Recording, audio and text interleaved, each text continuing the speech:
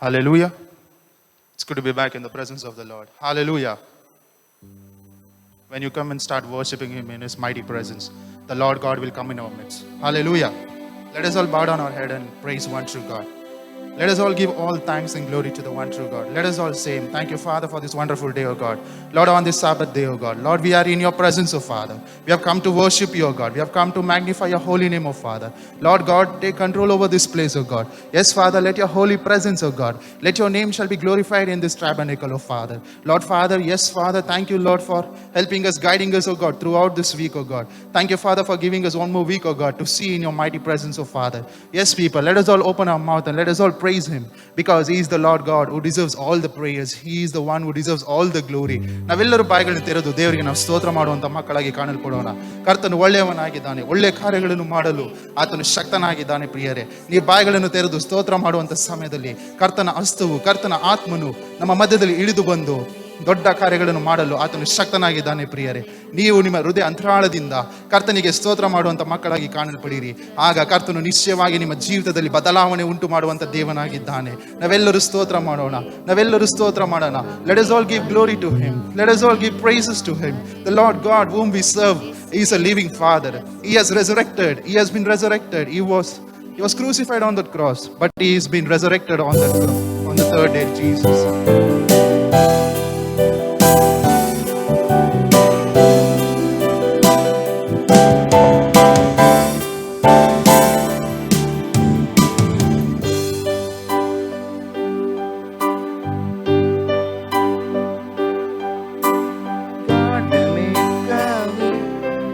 Where there seems to be no way, He works in ways we cannot see. He will make a way for me. He will be my guide. Hold me closely to His side. With love and strength for each new day, He will make a way for me. He will make a way. God will make a way where there seems to be no way. He walks in ways we cannot see. He will make a way for me. He will be my guide. Hold me closely to His side. With love and strength for each new day, He will make a way. He will make a way. My roadway in the wilderness, He'll lead me. Rivers in the desert will I see. Heaven and earth will fail, but His word will still remain. And He will do something new today. God will make a way where there seems to be no way. He walks in ways we cannot see. He will make a way for me.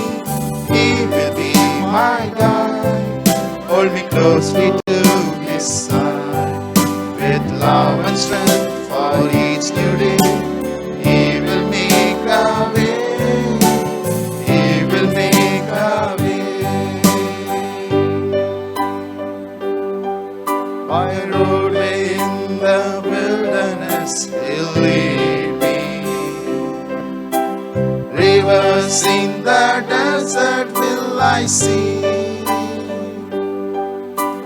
Heaven and earth will fade, but His word will still remain. And He will do something new today. God will make a way where there seems to be no way. He walks in ways we cannot see. He will make a way for me. He will be my guide. Hold me closely to His side.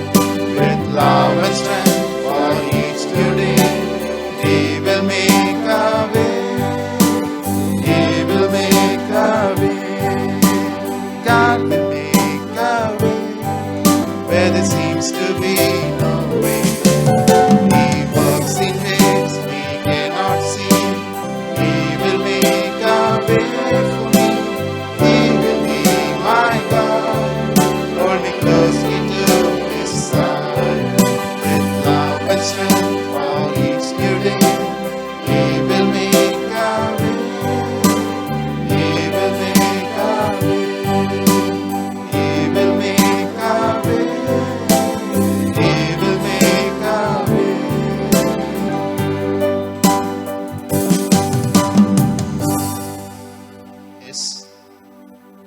Christ. You might be saying, there is no way, oh God, for me, oh God. Lord, my way, oh God, has been filled with all the obstacles, oh Father. Lord, wherever I go, oh God, there is always, oh God, failure in my life, oh Father. You might be saying this, my dear people, but the God whom we praise, the Lord whom we save, the Lord whom we praise Him, is the Lord who is the one who make the way for us. You have to just believe in His name. The Lord whom you trust will make a way for you. Let us all stand in His mighty presence. Let us all give glory to Him. Let us all give thanks to Him. ನಾವೆಲ್ಲರೆದ್ದು ನಿಂತುಕೊಂಡು ಆತನ ಸನ್ನಿಧಾನದಲ್ಲಿ ಆತನಿಗೆ ನಮ್ಮ ಮಹಿಮೆಯನ್ನು ಸಲ್ಲಿಸುವಂತ ಮಕ್ಕಳಾಗಿ ಕಾಣಲ್ಪಡೋಣ, ಗಣವನ್ನು ಸಲ್ಲಿಸುವಂತ ಮಕ್ಕಳಾಗಿ ಕಾಣಲ್ಪಡೋಣ. ಯಾಕಂದ್ರೆ ಆತನು ಎಲ್ಲದಕ್ಕೂ ಆತನು ಪಾತ್ರನಾಗಿದ್ದಾನೆ. He deserves all the glory. He deserves all the honor.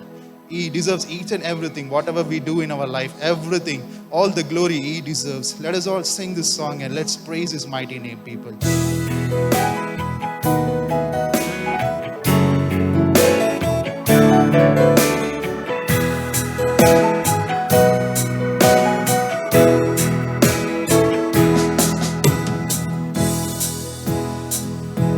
You deserve the glory and the honor. Lord, we lift our hands and worship as we lift your holy name. You deserve the glory and the honor. Lord, we lift our hands and worship as we lift your holy name. For you are great, you do miracles so great. There is no one else like you. There is no one else like you. For you are great, you do miracles so great. There is no one else like you. There is no one else like you. There is no one else like you. There is no one else like you. You deserve the glory and the honor. Lord, we lift our hands and worship as we lift your holy name. You deserve the glory and the honor. Lord, we lift our hands and worship as we lift your holy name. For you are good, you do miracles so great. There is no one else like you. There is no one else like you. For you are great, you do miracles so great. There is no one else like you. There is no one else like you. ನೀವುನ್ನತ ಅದ್ಭುತವ ಮಾಡುವೆ, ನಿನ್ನ ಹಾಗೆ ಯಾರು ಇಲ್ಲ. ನಿನ್ನ ಹಾಗೆ ಯಾರು ಇಲ್ಲ. ನೀವುನ್ನತ ಅದ್ಭುತವ ಮಾಡುವೆ, ನಿನ್ನ ಹಾಗೆ ಯಾರು ಇಲ್ಲ. ನಿನ್ನ ಹಾಗೆ ಯಾರು ಇಲ್ಲ. ನಿನ್ನ ಹಾಗೆ ಯಾರು ಇಲ್ಲ. ನೀವುನ್ನತ ಅದ್ಭುತವ ಮಾಡುವೆ, ನಿನ್ನ ಹಾಗೆ ಯಾರು ಇಲ್ಲ. ನಿನ್ನ ಹಾಗೆ ಯಾರು ಇಲ್ಲ. ನೀವುನ್ನತ ಅದ್ಭುತವ ಮಾಡುವೆ, ನಿನ್ನ ಹಾಗೆ ಯಾರು ಇಲ್ಲ. ನಿನ್ನ ಹಾಗೆ ಯಾರು ಇಲ್ಲ.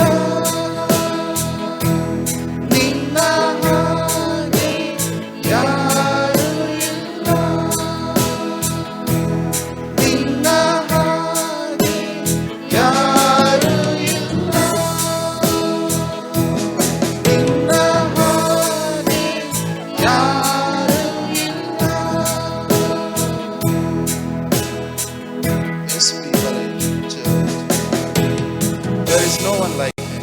He deserves all the glory. He deserves all the honor, because the Lord God whom we trust, whom we serve, is a wonderful God. Let us all praise him. ನಾವೆಲ್ಲರೂ ಬಾಯಿಗಳನ್ನು ತೆರೆದು ಕರ್ತನಿಗೆ ನಾವು ಸ್ತೋತ್ರ ಮಾಡೋಣ. ಕರ್ತನೇ, ನೀನು ಉನ್ನತನು ಸ್ವಾಮಿ. ಕರ್ತನೇ, ನೀನು ಮಹೋನ್ನತನು ಸ್ವಾಮಿ. ನಿನ್ನ ಹಾಗೆ ಯಾರು ಇಲ್ಲ ಸ್ವಾಮಿ. ಈ ಲೋಕದಲ್ಲಿ ರಾಜ, ನಿನ್ನ ಹೊರತು ರಾಜ ನನಗೆ ಯಾರು ಇಲ್ಲ ಸ್ವಾಮಿ. ನೀನೇ ನನಗೆ ಆಶ್ರಯವಾಗಿದ್ಯಾ, ನೀನೇ ನನಗೆ ದುರ್ಗವಾಗಿದ್ಯಾ. ಕರ್ತನೇ, ನಿನ್ನ ನಾಮದಲ್ಲಿ ರಾಜ, ಕರ್ತನೇ ನಮಗೆ ಜಯ ಉಂಟು ಸ್ವಾಮಿ. ಕರ್ತನೇ, ನಿನ್ನ ನಾಮವನ್ನು ಸ್ತುತಿಸುವಂತ ಸಮಯದಲ್ಲಿ ಕರ್ತನೇ ನಮಗೆ ಬಿಡುಗಡೆ ಉಂಟು ಸ್ವಾಮಿ. ಯಾಕಂದ್ರೆ ಏಸಪ್ಪ ನಿಮ್ಮ ನಾಮದಲ್ಲಿ ಅದ್ಭುತಗಳು ನಡೆಯುತ್ತದೆ ಸ್ವಾಮಿ. ಏಸಪ್ಪ ನಿಮ್ಮ ನಾಮದಲ್ಲಿ ಪ್ರತಿಯೊಂದು ಕಾರ್ಯಗಳು ನೆರವೇರಲ್ಪಡುತ್ತದೆ ಸ್ವಾಮಿ. ಏಸಪ್ಪ ನಿನ್ನ ನಾಮದಲ್ಲಿ ರಾಜ, ನಾನು ಆಡುವಂತ ಸಮಯದಲ್ಲಿ, ನಿನ್ನನ್ನು ಕೊಂಡಾಡುವಂತ ಸಮಯದಲ್ಲಿ ನಿಶ್ಚಯವಾಗಿ ನನಗೆ ಗೊತ್ತು ಸ್ವಾಮಿ, ನಾನು ನಿನ್ನನ್ನು ಮಹಿಮೆ ಪಡಿಸುವಂತ ಸಮಯದಲ್ಲಿ ಕರ್ತನೆ, ನೀನು ನನಗೆ ರಾಜ ಹತ್ತಿರವಿದ್ದು ನನಗೆ ಜಯವನ್ನು ಕೊಡಲು ನೀನು ಶಕ್ತನಾಗಿದ್ಯಾ ಅಂತ ನಾನು ತಿಳಿದಿದ್ದೇನೆ ಸ್ವಾಮಿ ಅಂತೇಳಿ ನಾವೆಲ್ಲರೂ ಬಾಯಿಗಳನ್ನು ತೆರೆದು ಕರ್ತನಿಗೆ ನಾವು ಕರಗಳನ್ನು ತಟ್ಟಿ ನಾವು ಸ್ತೋತ್ರ ಮಾಡೋಣ. ದೇವರು ಎಲ್ಲ ಸ್ತುತಿಗೂ ಮಹಿಮೆಗೂ ಆತನ ಪಾತ್ರನಾಗಿದ್ದಾನೆ. ಆತನ ನಾಮದಲ್ಲಿ ನಮಗೆ ಬಿಡುಗಡೆ ಕೊಡಲು ಆತನು ಶಕ್ತನಾಗಿದ್ದಾನೆ. ಆತನ ನಾಮದಲ್ಲಿ ನಮಗೆ ಎಲ್ಲವೂ ಸಾಧ್ಯ ಪ್ರಿಯರೇ. ನಾವೆಲ್ಲರೂ ಪ್ರಾರ್ಥನೆ ಮಾಡೋಣ.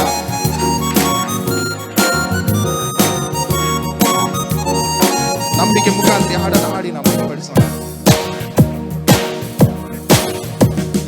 ಯೇಸಪ್ಪ ನಿನ್ನ ನಾಮದಲ್ಲಿ ಅದ್ಭುತವು ಇನ್ನು ನಡೆಯುತ್ತೆ.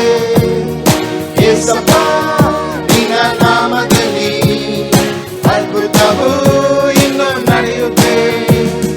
ದೆವ್ವಗಳು ಓಡುತ್ತೆ, ನೋವು ನೀಗುತ್ತೆ, ಪಾಪಗಳು ಹಾರಿ ಹೋಗುತ್ತೆ.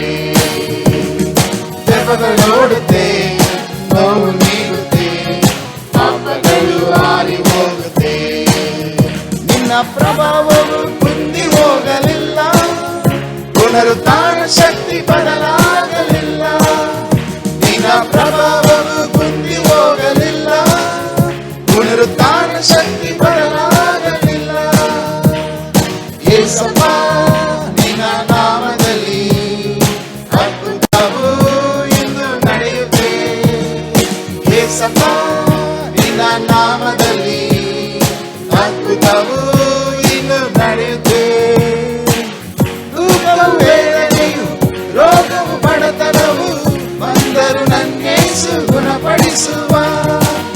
ದುಃಖವು ವೇದನೆಯು ರೋಗವು ಬಡತನವು ಬಂದರು ನನ್ನೇಸು ಗುಣಪಡಿಸುವ.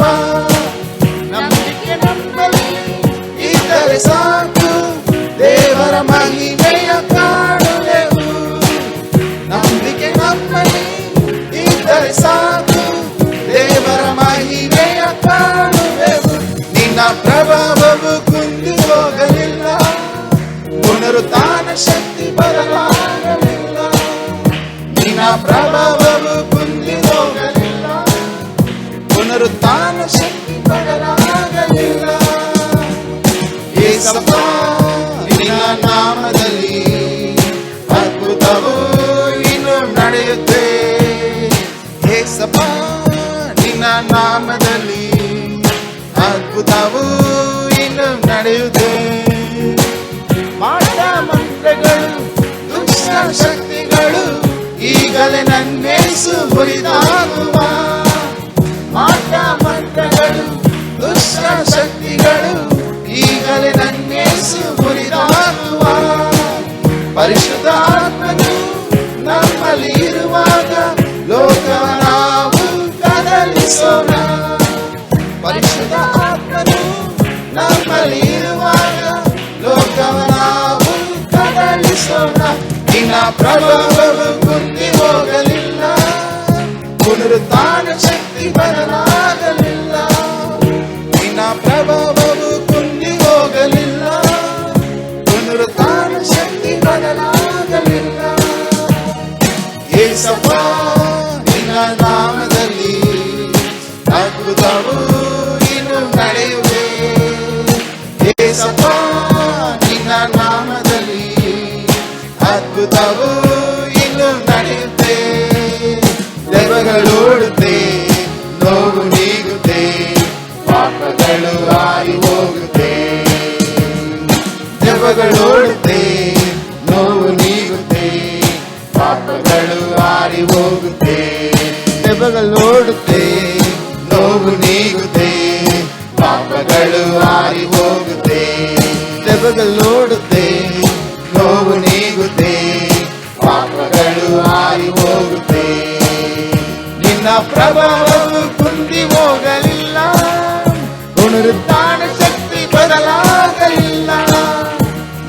ಪ್ರಭಾವವು ಕುಂದಿ ಹೋಗಲಿಲ್ಲ, ಪುನರುತ್ಥಾನ ಶಕ್ತಿ ಬದಲಾಗಲಿಲ್ಲ. ಏಸಪ್ಪ ನಿನ್ನ ನಾಮದಲ್ಲಿ ಅದ್ಭುತವು ಇನ್ನು ನಡೆಯುತ್ತೆ. ಏಸಪ್ಪ ನಿನ್ನ ನಾಮದಲ್ಲಿ ಅದ್ಭುತವು ಇನ್ನು ನಡೆಯುತ್ತೆ. ದೇವಗಳು ನಿನ್ನ ನಾಮದಲ್ಲಿ ಅದ್ಭುತವು ಇನ್ನು ನಡೆಯುತ್ತೆ. ಏಸಪ್ಪ ನಾವೆಲ್ಲರೂ ನಂಬಿಕೆ ಮುಖಾಂತರ ಕರ್ತನೇ ನಿನ್ನ ನಾಮದಲ್ಲಿ ರಾಜ ಅದ್ಭುತಗಳು ನಡೆಯುತ್ತದೆ ಸ್ವಾಮಿ.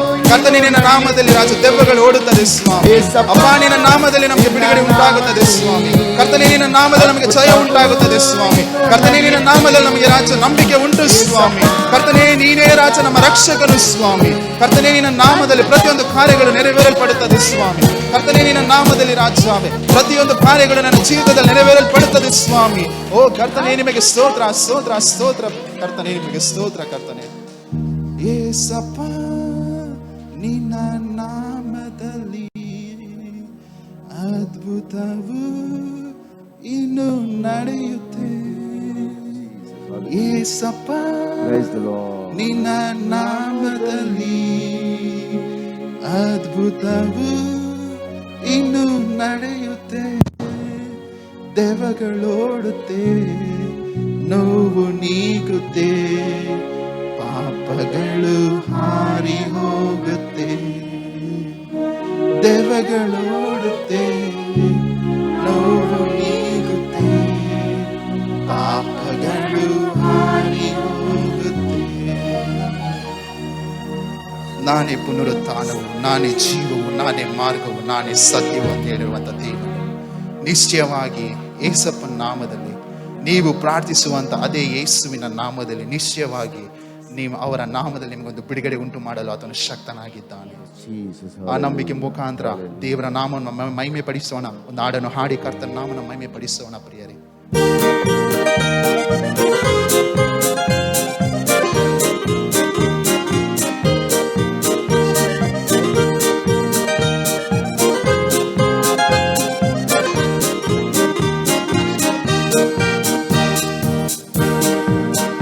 ನನ್ನ ಬಂಡೆಯು ನೀನೇನಯ್ಯ, ನನ್ನ ಕಾಯುವ ದೇವ ನೀನೇ. ನನ್ನ ಬಂಡೆಯು ನೀನೇನಯ್ಯ, ನನ್ನ ಕಾಯುವ ದೇವ ನೀನೇ. ಬಲವು ಮಹತ್ವವು ನಿನಗೆ ಎಂದು ಮಹಿಮೆಗೆ ಯೋಗ್ಯನು ನೀ. ಬಲವು ಮಹತ್ವವು ನಿನಗೆ ಎಂದು ಮಹಿಮೆಗೆ ಯೋಗ್ಯನು ನೀ. ಆರಾಧನೆ ನಿಮಗೆ, ಆರಾಧನೆ ನಿಮಗೆ, ಆರಾಧನೆ ನಿಮಗೆ, ಆರಾಧನೆ ನಿಮಗೆ, ಆರಾಧನೆ ನಿಮಗೆ, ಆರಾಧನೆ ನಿಮಗೆ, ಆರಾಧನೆ ನಿಮಗೆ, ಆರಾಧನೆ ನಿಮಗೆ. ನನ್ನ ಬಲಹೀನ ಸಮಯದಲ್ಲಿ ನಿನ್ನ ಕೃಪೆಯನ್ನು ನೀಡಿರುವೆ. ನನ್ನ ಬಲಹೀನ ಸಮಯದಲ್ಲಿ ನಿನ್ನ ಕೃಪೆಯನ್ನು ನೀಡಿರುವೆ. ಯೇಸುರಾಮನ ಬಲವು ನೀನೇ, ಭಯವಿಲ್ಲ ನನಗೆಂದಿಗೂ. ಯೇಸುರಾಮನ ಬಲವು ನೀನೇ, ಭಯವಿಲ್ಲ ನನಗೆಂದಿಗೂ.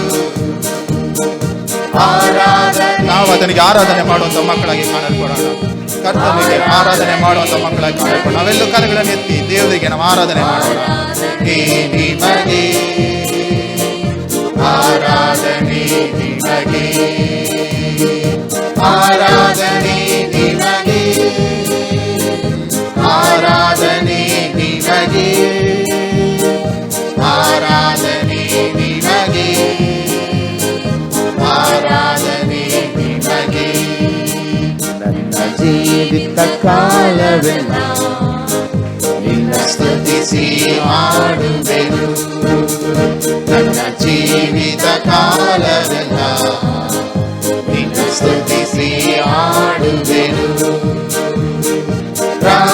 ರಾಜನೇ ನನ್ನ ಉಪಕಾರವ ಎಣಿಸಿ ಸ್ತುತಿಸುವೆನು. ರಾಜನೇ ನಿನ್ನ ಉಪಕಾರವ ಎಣಿಸಿ ಸ್ತುತಿಸುವೆನು. ಆರಾಧನೆ ನಿಮಗೆ, ಆರಾಧನೆ ನಿಮಗೆ, ಆರಾಧನೆ ನಿಮಗೆ, ಆರಾಧನೆ ನಿಮಗೆ. Hallelujah. ಆರಾಧನೆ ನಿಮಗೆ, Glory, glory, glory to God. ಆರಾಧನೆ ನಿಮಗೆ, Hallelujah. ಆರಾಧನೆ ನಿಮಗೆ, ಆರಾಧನೆ ನಿಮಗೆ, Hallelujah. ಆರಾಧನೆ ನಿಮಗೆ, ಆರಾಧನೆ ನಿಮಗೆ, ಆರಾಧನೆ ನಿಮಗೆ, ಆರಾಧನೆ ನಿಮಗೆ, ಆರಾಧನೆ ನಿಮಗೆ, ಆರಾಧನೆ ನಿಮಗೆ, ಆರಾಧನೆ ನಿಮಗೆ, ಆರಾಧನೆ ನಿಮಗೆ. ನನ್ನ ಬಂಡೆಯು ನೀನೇನಯ್ಯ, ನನ್ನ ಕಾಯುವ ದೇವ ನೀನೇ. ಹೌದು ಪ್ರೀತಿಯುಳ್ಳವರೇ, ಆತ ನಮ್ಮನ್ನು ಕಾಯುವಂತ ಬಂಡೆ ಆಗಿದ್ದಾನೆ, ಕೋಟೆ ಆಗಿದ್ದಾನೆ. ಪರಾತ್ಪರನನ್ನು ಮೊರೆ ಹೊಕ್ಕಿರುವವನು ಸರ್ವಶಕ್ತನ ಆಶ್ರಯದಲ್ಲಿ ಸುರಕ್ಷಿತನಾಗಿರುವಂತ ವಾಗ್ದಾನವು ಕೊಟ್ಟಿರುವಂತ ದೇವರು. ನಿಶ್ಚಯವಾಗಿ ನೀವು ಆತನನ್ನು ಆದುಕೊಂಡಿರುವಂತ ಸಮಯದಲ್ಲಿ, ಆತನ ಆ ಮೊರೆ ಹೊಕ್ಕುವಂತ ಸಮಯದಲ್ಲಿ, ಆತನ ಆಶ್ರಯದಲ್ಲಿ ನೀವು ಸುರಕ್ಷಿತವಾಗಿರುವಂತ ಸಮಯದಲ್ಲಿ ನಿಶ್ಚಯವಾಗಿ ನಿಮ್ಮ ಜೀವಮಾನವೆಲ್ಲ ಅದನ್ನು ನಡೆಸಲು ಆತನ ಶಕ್ತನಾಗಿದ್ದಾನೆ. ಆ ನಂಬಿಕೆ ಮುಖಾಂತರ ನಾವೆಲ್ಲರೂ ಆತನ ಸನ್ನಿಧಾನದಲ್ಲಿ ಕುಳಿತುಕೊಳ್ಳುವಂತ ಮಕ್ಕಳಾಗಿ ಕಾಣಲ್ಪಡೋಣ. Lord, yes, Father, we give each and everything into your mighty hands, O Father. All glory to you, O Father. Lord, we praise you, we praise you, we praise you, O God. Let us all sing an English song and worship His mighty name. Let us all give glory to Him.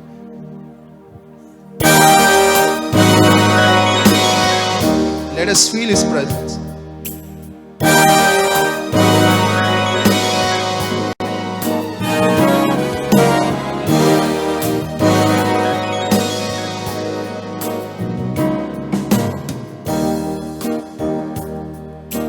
When upon life's billows you are Tempest storms, when you are discouraged, thinking all is lost, count your many blessings, name them one by one, and it will surprise you what the Lord hath done. Count your blessings, name them one by one. Count your blessings, see what God hath done. Count your blessings, name them one by one. Count your many blessings, see what God hath done. Are you ever burdened with the load of care? Does the crossing heavy you are called to bear? Count your many blessings, every doubt will fly, and you will be singing as the days go by. Count your blessings, name them one by one. Count your blessings, see what God hath done. Count your blessings, name them one by one. Count your many blessings, see what God hath done. When you look at others with their lands and gold, think that Christ has promised you His wealth untold. Count your many blessings, money cannot buy your reward in heaven or your home on high. Count your blessings, see what God hath done. Count your blessings, see what God hath done. Count your blessings, Count your many blessings, see what God hath done. So amid the conflict, whether great or small, do not be discouraged, God is over all. Count your many blessings, angels will attend. Help and comfort give you to your journey's end. Count your blessings, name them one by one. Count your blessings, see what God has done. Count your blessings, name them one by one. Count your many blessings, see what God hath done. Count your blessings, name them one by one. Count your many blessings, see what God hath done. Yes, Father. Thank you for all the blessings, oh Father. Lord, we receive in your mighty Son's name, Jesus, oh Father. Thank you for all the blessings, oh Father. Lord, thank you for all the blessings that you have done to your people, oh God. Lord, we give each and every glory into your mighty hands, oh Father. Lord, we give this service into your mighty hands, oh Father. Each and every glory only be to you, oh God. In Jesus' name we pray. Amen.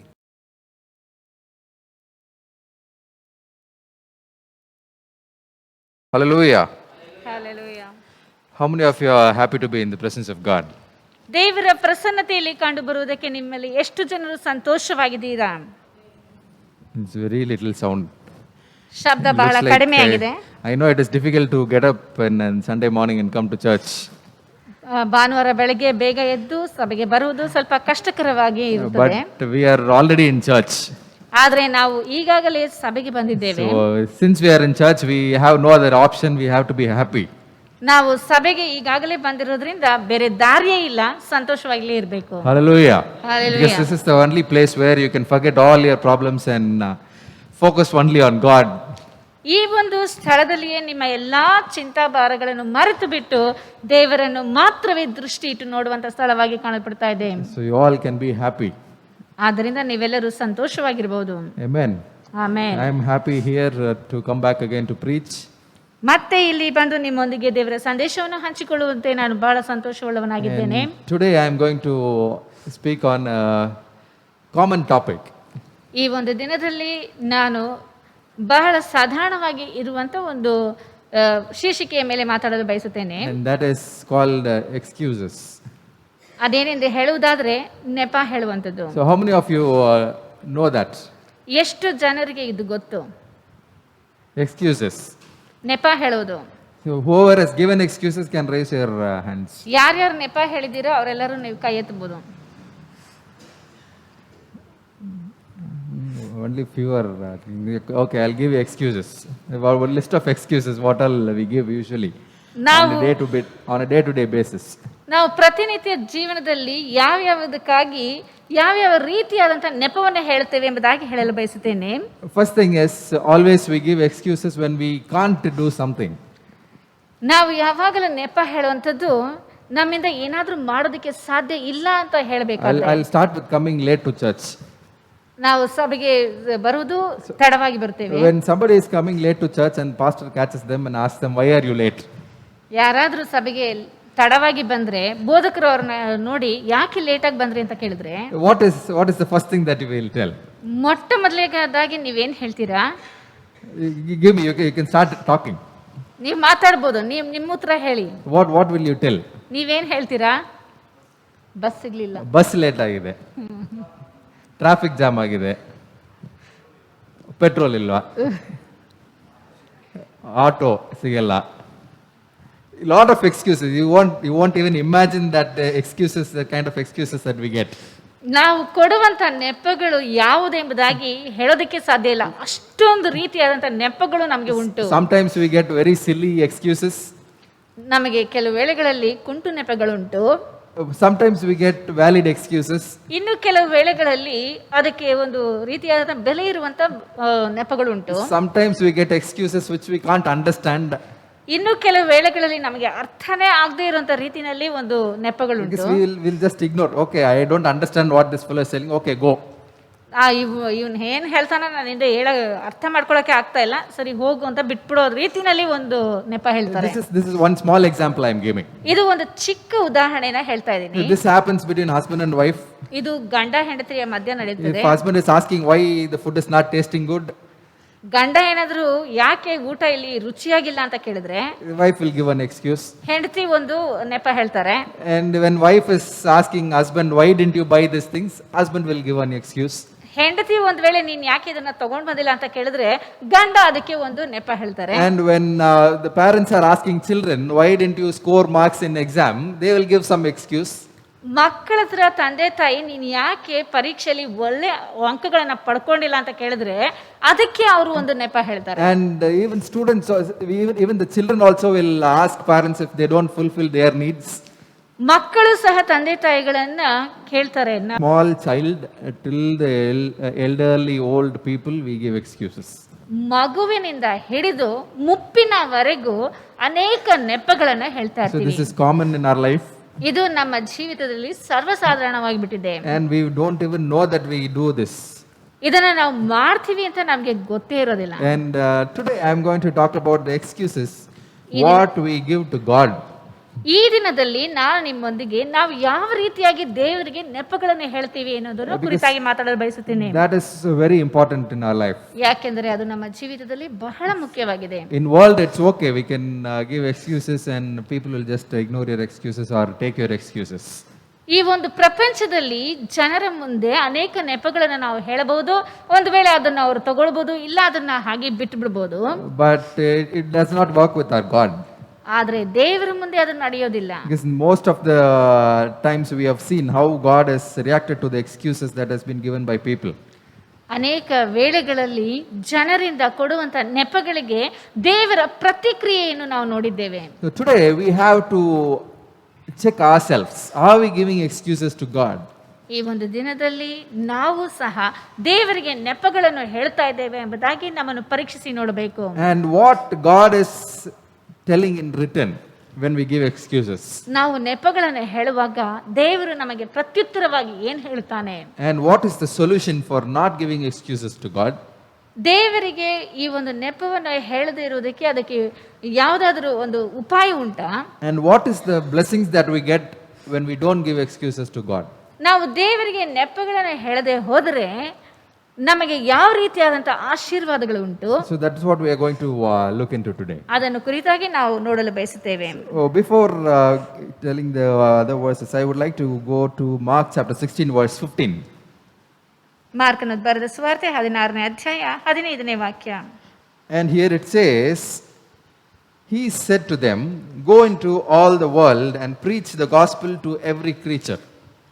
ಇಲ್ಲಿ ದೇವರ ವಾಕ್ಯದಲ್ಲಿ ಹೇಳಲ್ಪಟ್ಟಿದೆ, ಆಮೇಲೆ ಅವರಿಗೆ ನೀವು ಲೋಕದ ಎಲ್ಲಾ ಕಡೆಗೆ ಹೋಗಿ ಜಗತ್ತಿಗೆಲ್ಲ ಸುವಾರ್ತೆಯನ್ನು ಸಾರಿರಿ. So this is something which is for everyone. ಇದು ಎಲ್ಲರಿಗೂ ಹೇಳಲ್ಪಟ್ಟಿರುವಂತ ವಾಕ್ಯವಾಗಿದೆ. How many of you believe that Jesus Christ has told this to me? ಯೇಸು ಕ್ರಿಸ್ತನು ಇದು ನನಗಾಗಿ ಹೇಳಿದ್ದಾನೆ ಎಂಬುದಾಗಿ ಎಷ್ಟು ಜನ ನಂಬುತ್ತೀರಾ? We'll say one hallelujah. Hallelujah. Hallelujah ಹೇಳೋಣ. Okay. This verse is for every one of us who is a Christian. ಕ್ರೈಸ್ತರಾಗಿರುವಂತ ಪ್ರತಿಯೊಬ್ಬರಿಗೂ ಈ ಒಂದು ವಾಕ್ಯವಿದೆ. And today I am going to ask you one question. How many of us here has followed this? ಈ ಒಂದು ದಿನದಲ್ಲಿ ಇಲ್ಲಿ ಕುಳಿತಿರುವಂತ ನಿಮ್ಮ ಪ್ರತಿಯೊಬ್ಬರಿಗೂ ಮಾಡುವಂತ ಪ್ರಶ್ನೆಯು ನಮ್ಮಲ್ಲಿ ಎಷ್ಟು ಮಂದಿ ಇದನ್ನು ಹಿಂಬಾಲಿಸಿದ್ದೇವೆ? Hallelujah. Obviously the answer will be less. ಅದಕ್ಕೆ ಉತ್ತರ ಬಹಳ ಕಡಿಮೆ ಆಗಿರುತ್ತದೆ. But when I ask you why were you not able to go and preach or tell what Jesus Christ has told us to tell, we all will have certain common excuses.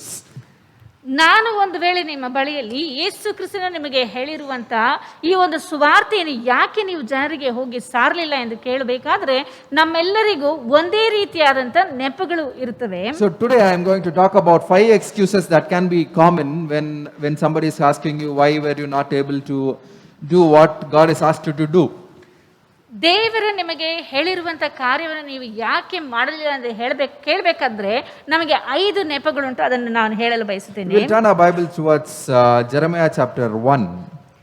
ಯೆರೆಮೀಯನ ಪ್ರವಾದನ ಗ್ರಂಥ 1ನೇ And ಅಧ್ಯಾಯ we'll take verse 4 to 14 and keep. 4ರಿಂದ 14ನೇ ವಾಕ್ಯದವರೆಗೂ ನೀವು ತೆರೆದಿಟ್ಕೊಳ್ಳಿ. So we'll read verse 5 first. 5ನೇ ವಾಕ್ಯವನ್ನು ನಾವು ಓದೋಣ. ನಾನು ನಿನ್ನನ್ನು ಗರ್ಭದಲ್ಲಿ ರೂಪಿಸುವುದಕ್ಕೆ ಮುಂಚೆ ನಿನ್ನನ್ನು ತಿಳಿದಿದ್ದೆನು, ನೀನು ಉದರದಿಂದ ಬರುವುದಕ್ಕೆ ಮೊದಲೇ ನಿನ್ನನ್ನು ಪ್ರತಿಷ್ಠಿಸಿದ್ದೆನು, ಜನಾಂಗಗಳಿಗೆ ಪ್ರವಾದಿಯನ್ನಾಗಿ ನಿನ್ನನ್ನು ನೇಮಿಸಿದ್ದೇನೆ. Here it says, ಇಲ್ಲಿ ದೇವರ ವಾಕ್ಯವು ಹೇಳುತ್ತದೆ, this incident is about prophet Jeremiah. ಇದು ಪ್ರವಾದಿಯಾದಂಥ ಯೆರೆಮೀಯನ ಒಂದು ಘಟನೆಯಾಗಿದೆ. And God is calling Jeremiah for his work. ದೇವರು ತನ್ನ ಕೆಲಸಕ್ಕಾಗಿ ಯೆರೆಮೀಯನನ್ನು ಕರೆಯುತ್ತಾ ಇದ್ದಾನೆ. And God says to Jeremiah, he says, I have even chosen you even before you were formed in mother's womb. ಅಲ್ಲಿ ದೇವರು ಯೆರೆಮೀಯನಿಗೆ ಹೇಳುವುದು, ನೀನು ಗರ್ಭದಲ್ಲಿ ರೂಪಿಸುವುದಕ್ಕಿಂತ ಮುಂಚೆಯೇ ನಿನ್ನನ್ನು ತಿಳಿದಿದ್ದೇನೆ ಎಂಬುದಾಗಿ. And I have chosen you to be a prophet of the nations. ನೀನು ಜನಾಂಗಗಳಿಗೆ ಪ್ರವಾದಿಯಾಗಿರಬೇಕೆಂಬುದಾಗಿ ನಾನು So ಆರಿಸಿಕೊಂಡಿದ್ದೇನೆ. this is the calling that was given to Jeremiah. ಈ ರೀತಿಯಾದಂತ ಒಂದು ಕರೆಯುವಿಕೆಯು ಯೆರೆಮೀಯನಿಗೆ ಕೊಡಲ್ಪಟ್ಟಿತು. When this was happening, Jeremiah was not an elderly person or is not an old person. ಈ ಒಂದು ಕಾರ್ಯವು ನೆರವೇರುವಂತಹ ಸಮಯದಲ್ಲಿ ಯೆರೆಮೀಯನು ಯಾವುದೋ ಮುಪ್ಪಿನ ವ್ಯಕ್ತಿ ಇಲ್ಲವೇ ದೊಡ್ಡ ವ್ಯಕ್ತಿಯಾಗಿ ಕಾಣಲ್ಪಡಲಿಲ್ಲ. He was a very small boy. ಆತನು ಚಿಕ್ಕ ಹುಡುಗನಾಗಿದ್ದನು. Because in the next verses, if you read, he himself says that I am very young for this ministry. ನಂತರ ಇರುವಂತಹ ವಾಕ್ಯವನ್ನು ಓದಿ ನೋಡುವಂತಹ ಸಮಯದಲ್ಲಿ ಆತನೇ ಹೇಳುತ್ತಾನೆ, ನಾನಿನ್ನು ಬಾಲಕನು ಎಂಬುದಾಗಿ. So the first thing is, ಮೊದಲನೇದಾಗಿ God is demanding Jeremiah to be a prophet. ಯೆರೆಮೀಯನು ಒಬ್ಬ ಪ್ರವಾದಿಯಾಗಿರಬೇಕೆಂಬುದಾಗಿ ದೇವರು ಬಯಸುತ್ತಾನೆ. So this was the first thing that we have to look into this verse. ಈ ಒಂದು ವಾಕ್ಯದಲ್ಲಿ ಮೊಟ್ಟ ಮೊದಲನೇದಾಗಿ ನಾವು ನೋಡಬೇಕಾಗಿರುವುದು ಇದೆ. In our lives, when somebody is demanding something from you, ನಮ್ಮ ಜೀವಿತದಲ್ಲಿ ಯಾರಾದರೂ ನಮ್ಮಿಂದ ಏನಾದರೂ ಬೇಡಿಕೆ ನೀಡುವುದಾದ್ರೆ the first thing that we say is, don't demand things from me. ಮೊಟ್ಟ ಮೊದಲನೇದಾಗಿ ನಾವು ಹೇಳುವುದು, ಯಾವುದೇ ಬೇಡಿಕೆಯನ್ನು ಇಡಬೇಡಿ ಎಂಬುದಾಗಿ. That is what will come into our mind. ಅದೇ ನಮ್ಮ ಮನಸ್ಸಿಗೆ ಬರುವಂತದ್ದು. So how many of you agree to that? ಎಷ್ಟು ಜನರು ಇದನ್ನ ಒಪ್ಕೊಳ್ತೀರಾ? Hallelujah. Hallelujah. If somebody is coming and telling me that you are supposed to do, you are a prophet, you have to go and prophesy, first thing I will ask, who are you? Why are you demanding me? That is what will come into my mind. ಯಾರಾದರೂ ಬಂದರೂ ನಮ್ಮ ಬಳಿಯಲ್ಲಿ, ನೀನು ಒಬ್ಬ ಪ್ರವಾದಿ, ನೀನು ಹೋಗಿ ಈ ರೀತಿಯಾಗಿ ಪ್ರವಾದಿ ನೀನು ನುಡಿಯಬೇಕು ಎಂದು ಹೇಳುವಂತಹ ಸಮಯದಲ್ಲಿ ನಮ್ಮ ಮನಸ್ಸಿನಲ್ಲಿ ಬರುವಂತಹ ಮೊಟ್ಟ ಮೊದಲಿನ ಮಾತು, ನೀನು ಯಾರು ಎಂಬುದಾಗಿ ಇರುವಂತಹ ಪ್ರಶ್ನೆ. Because Jeremiah he knows what exactly to be a prophet. ಇಲ್ಲಿ ಯೆರೆಮೀಯನಿಗೆ ಒಬ್ಬ ಪ್ರವಾದಿ ಎಂದರೆ ಹೇಗಿರಬೇಕು ಎಂಬುದಾಗಿ ಗೊತ್ತಿರುತ್ತದೆ. Because it is not an easy job. ಯಾಕೆಂದ್ರೆ ಅದು ಬಹಳ ಸುಲಭವಾದ ಕೆಲಸವಲ್ಲ. It is a more difficult job than a priest in those days. ಆ ಒಂದು ದಿನಗಳಲ್ಲಿ ಒಬ್ಬ ಯಾಜಕನಿಗಿಂತಲೂ ಪ್ರವಾದಿಯ ಒಂದು ಕೆಲಸವು ಬಹಳ ಕ್ಲಿಷ್ಟವಾಗಿತ್ತು. Because priests have a certain set of rules and regulations and they can just follow that and do whatever God is saying. ಯಾಕೆಂದರೆ ಯಾಜಕನಿಗೆ ಯಾವುದೇ ರೀತಿಯಾದಂತ ಒಂದು ನಿಯಮಗಳುಂಟು, ಅದರ ಪ್ರಕಾರವಾಗಿ ಅವನು ನಡೆಯಬೇಕಾಗಿತ್ತು. If you read the book of Exodus, Leviticus, you know exactly what they are supposed to do. ವಿಮೋಚನೆ ಕಾಂಡ, ಧರ್ಮೋಪದೇಶ ಕಾಂಡದಲ್ಲಿ ನಾವು ಓದುವಂತ, ಯಾಜಕ ಕಾಂಡದಲ್ಲಿ ನಾವು ಓದುವಂತ ಸಮಯದಲ್ಲಿ ಆ ಒಂದು ಯಾಜಕನು ಏನು ಮಾಡಬೇಕೆಂಬುದಾಗಿ ಸ್ಪಷ್ಟವಾಗಿ ತಿಳಿಸಲ್ಪಟ್ಟಿದೆ. And their job is only in the temple of God. ಅವರ ಕೆಲಸವು ಬರೀ ದೇವರ ಆಲಯದಲ್ಲಿ ಮಾತ್ರ, And nowhere else. ಬೇರೆ ಎಲ್ಲೂ ಇಲ್ಲ. But prophets are not like that. ಆದ್ರೆ ಪ್ರವಾದಿಗಳು ಆ ರೀತಿಯಾಗಿಲ್ಲ. Prophets are the messengers who carry the word of God from God directly to the person who God is asking to go and serve the message. ಪ್ರವಾದಿ ಎಂದು ಹೇಳಲ್ಪಡುವಂತಹ ವ್ಯಕ್ತಿಯು ದೇವರಿಂದ ಸಂದೇಶವನ್ನು ತೆಗೆದುಕೊಂಡು ಹೋಗಿ ಯಾರಿಗೆ ವೈಯಕ್ತಿಕವಾಗಿ ಆ ಸಂದೇಶವನ್ನು ಕೊಡಬೇಕೆಂಬುದಾಗಿ ಹೇಳ್ತಾನೋ ಆ ವ್ಯಕ್ತಿಗೆ ತಲುಪಿಸುವಂತದೇ ಆತನ ಕೆಲಸವಾಗಿತ್ತು. You might think it is very easy. Why? What is the big deal? God is asking you to say this. I'm going and saying that. You might think it is so easy. ಇದು ಬಹಳ ಸುಲಭ, ದೇವರು ಹೇಳ್ತಾನೆ ತಗೊಂಡು ಹೇಳೋದು ಅಷ್ಟೇ ತಾನೆ ಅಂತ ನೀವು ಹೇಳ್ಬೋದು. I'll tell you one good example. ಇದಕ್ಕೆ ಒಂದು ಉದಾಹರಣೆಯನ್ನು ನಿಮಗೆ Say ಹೇಳ್ತೇನೆ. for example, Pastor Joel is here. ಇಲ್ಲಿ ಪಾಸ್ಟರ್ ಜೋಯಲ್ ಅವರು ಇದ್ದಾರೆ. Think that I am God. ಇವರು ದೇವರು ಎಂದು This ತಿಳಿಯೋಣ. is just for example. Don't take it serious. ಇದು ಬರೀ ಉದಾಹರಣೆಗೆ ಮಾತ್ರವೇ. So I am telling Pastor Joel to go and tell the commissioner of police to go and jump in Krishna River. ಇಲ್ಲಿ pastor Joel ಅವರಿಗೆ ಇವರು ಹೇಳ್ತಾರೆ, ನೀವು commissioner ಅವರಿಗೆ ಹೋಗಿ ಹೇಳಿ, ನೀವು ಅವರು ಹೋಗಿ ಒಂದು ಕೃಷ್ಣ ನದಿಯಲ್ಲಿ ಹೋಗಿ ಬೀಳಬೇಕೆಂಬುದಾಗಿ. Only then you will save your soul. ಆಗ ಮಾತ್ರವೇ ಆತನ ಆತ್ಮಕ್ಕೆ ರಕ್ಷಣೆ ಉಂಟಾಗುತ್ತದೆ ಎಂಬುದಾಗಿ ಹೇಳುವೆನು. Ask Pastor Joel whether he will go and tell or not. ಈಗ ಪಾಸ್ಟರ್ ಜೋಯಲ್ ಅವರು ಅದನ್ನ ಹೋಗಿ ಹೇಳ್ತಾರಾ ಇಲ್ವಾ ಕೇಳಿ ನೋಡಿ. Pastor, will you tell that? ನೀವು ಹೋಗಿ ಹೇಳ್ತೀರಾ? You won't. ಇಲ್ಲ. Because everybody will get like what to say, nervous. So because it's such a foolish thing to do. ಇದನ್ನು ಕೇಳಿ ಎಲ್ಲರಿಗೂ ನಡುಗುತ್ತದೆ. ಯಾಕೆಂದರೆ ಇದು ಈ ರೀತಿಯಾಗಿ ಮಾಡುವುದು ದಡ್ಡತನವಾಗಿ But in ಕಾಣಿಸುತ್ತದೆ. those days, if you see all the prophets, ಆದ್ರೆ ಆಗಿನ ಕಾಲದಲ್ಲಿ ಎಲ್ಲಾ ಪ್ರವಾದಿಗಳನ್ನು they have ನೋಡಬೇಕಾದ್ರೆ done something like this. ಅವರು ಈ ರೀತಿಯಾದಂತ ಕೆಲವು ಕಾರ್ಯಗಳನ್ನು ಮಾಡಿದ್ದಾರೆ. One commander was asked to go and get down in one river for 7 times. He has to go inside and come out. ಒಬ್ಬ ಸೇನಾಧಿಪತಿಯು ಹೋಗಿ ಒಂದು ನದಿಯಲ್ಲಿ 7 ಬಾರಿ ಮುಳುಗಿ ಬರುವುದಕ್ಕೆ ಆತನಿಗೆ ಆಜ್ಞೆಯಾಯಿತು. And sometimes they've been asked to go and tell to one place that you're going to go die if you're not going to accept God. ನೀವು ದೇವರನ್ನು ಅಂಗೀಕರಿಸಿಕೊಳ್ಳದೆ ಹೋದರೆ ನೀವು ಸಾಯುವಿರಿ ಎನ್ನುವಂತ ಮಾತು ಸಹ ದೇವರಿಂದ ಹೊರಟು ಬಂದಿದೆ. It's not only one person. They have to go and tell the entire town, entire city. ಅಲ್ಲಿರುವಂತ ಪೂರ್ತಿ ನಗರಕ್ಕೆ ಈ ಒಂದು ಸಂದೇಶವನ್ನು ಕೊಡಬೇಕಾಗಿತ್ತು. Sometimes the prophet has to go to a king and say that your city is not going to get rain and you are going to have famine. ಕೆಲವು ವೇಳೆಗಳಲ್ಲಿ ಪ್ರವಾದಿಯು ಹೋಗಿ ಅರಸನ ಬಳಿಯಲ್ಲಿ ನಿನ್ನ ಒಂದು ದೇಶದಲ್ಲಿ ಮಳೆಯು ಸುರಿಯುವುದಿಲ್ಲ, ಬರಗಾಲ ಉಂಟಾಗುತ್ತದೆ ಎನ್ನುವಂತ ಸಂದೇಶವು ಕೊಡಬೇಕಾಗಿತ್ತು. And sometimes they have to go and tell the king that you are not going to be the king anymore. ಇನ್ನು ಕೆಲವು ವೇಳೆಗಳಲ್ಲಿ ಅರಸನ ಬಳಿಯಲ್ಲಿಯೇ ಹೋಗಿ ನೀನು ಇನ್ನು ಮೇಲೆ ಅರಸನಾಗಿರುವುದಕ್ಕೆ ಸಾಧ್ಯವಿಲ್ಲ ಎನ್ನುವಂತ ದೇವರ ಸಂದೇಶವನ್ನು ಕೊಡಬೇಕಾಗಿತ್ತು. It's like going and telling our prime minister that you are not going to be prime minister anymore. ನಮ್ಮ ಪ್ರಧಾನಿ ಹತ್ರ ಹೋಗಿ ನೀನು ಇನ್ನು ಮೇಲೆ ಪ್ರಧಾನಿ ಆಗಿರುವುದಿಲ್ಲ ಎಂದು ಹೇಳುವಂತ ರೀತಿಯಲ್ಲಿ ಇದು ಆಗಿರುತ್ತದೆ. That is the kind of job that a prophet had. ಆ ರೀತಿಯಾದಂತ ಕೆಲಸವೇ ಒಬ್ಬ ಪ್ರವಾದಿಗೆ ಇತ್ತು. And this kind of job God is demanding Jeremiah to do. ಈ ರೀತಿಯಾದಂತ ಕೆಲಸವನ್ನೇ ದೇವರು ಯೆರೆಮೀಯನನ್ನು ಮಾಡು ಎಂಬುದಾಗಿ ಕೇಳುತ್ತಾ ಇದ್ದಾನೆ. And that is what is the whole scenario here. ಅದೇ ಆ ಒಂದು ರೀತಿಯಾದಂತ ಘಟನೆಗಳನ್ನೇ ನಾವು ಇಲ್ಲಿ ನೋಡ್ತೇವೆ. When God is calling you, ದೇವರು ನಿನ್ನನ್ನು ಕರೆಯುವಾಗ first excuses that we might give is the call is very demanding. ಮೊಟ್ಟ ಮೊದಲನೇದಾಗಿ ನಾವು ಕೊಡುವಂತ ಒಂದು ಬೇಡಿಕೆಯು ನೆಪವು ಎಂದು ಹೇಳುವುದಾದರೆ ಈ ಒಂದು ಕರೆಯುವಿಕೆಯು ಬೇಡಿಕೆಯಾಗಿದೆ ಎಂಬುದಾಗಿ. This is what exactly we will think in our mind. ಇದನ್ನೇ ನಾವು ನಮ್ಮ ಮನಸ್ಸಿನಲ್ಲಿ ತಿಳಿದುಕೊಳ್ಳುವಂಥದ್ದು. But God, along with whatever He gives, the task that He gives a promise also along with that.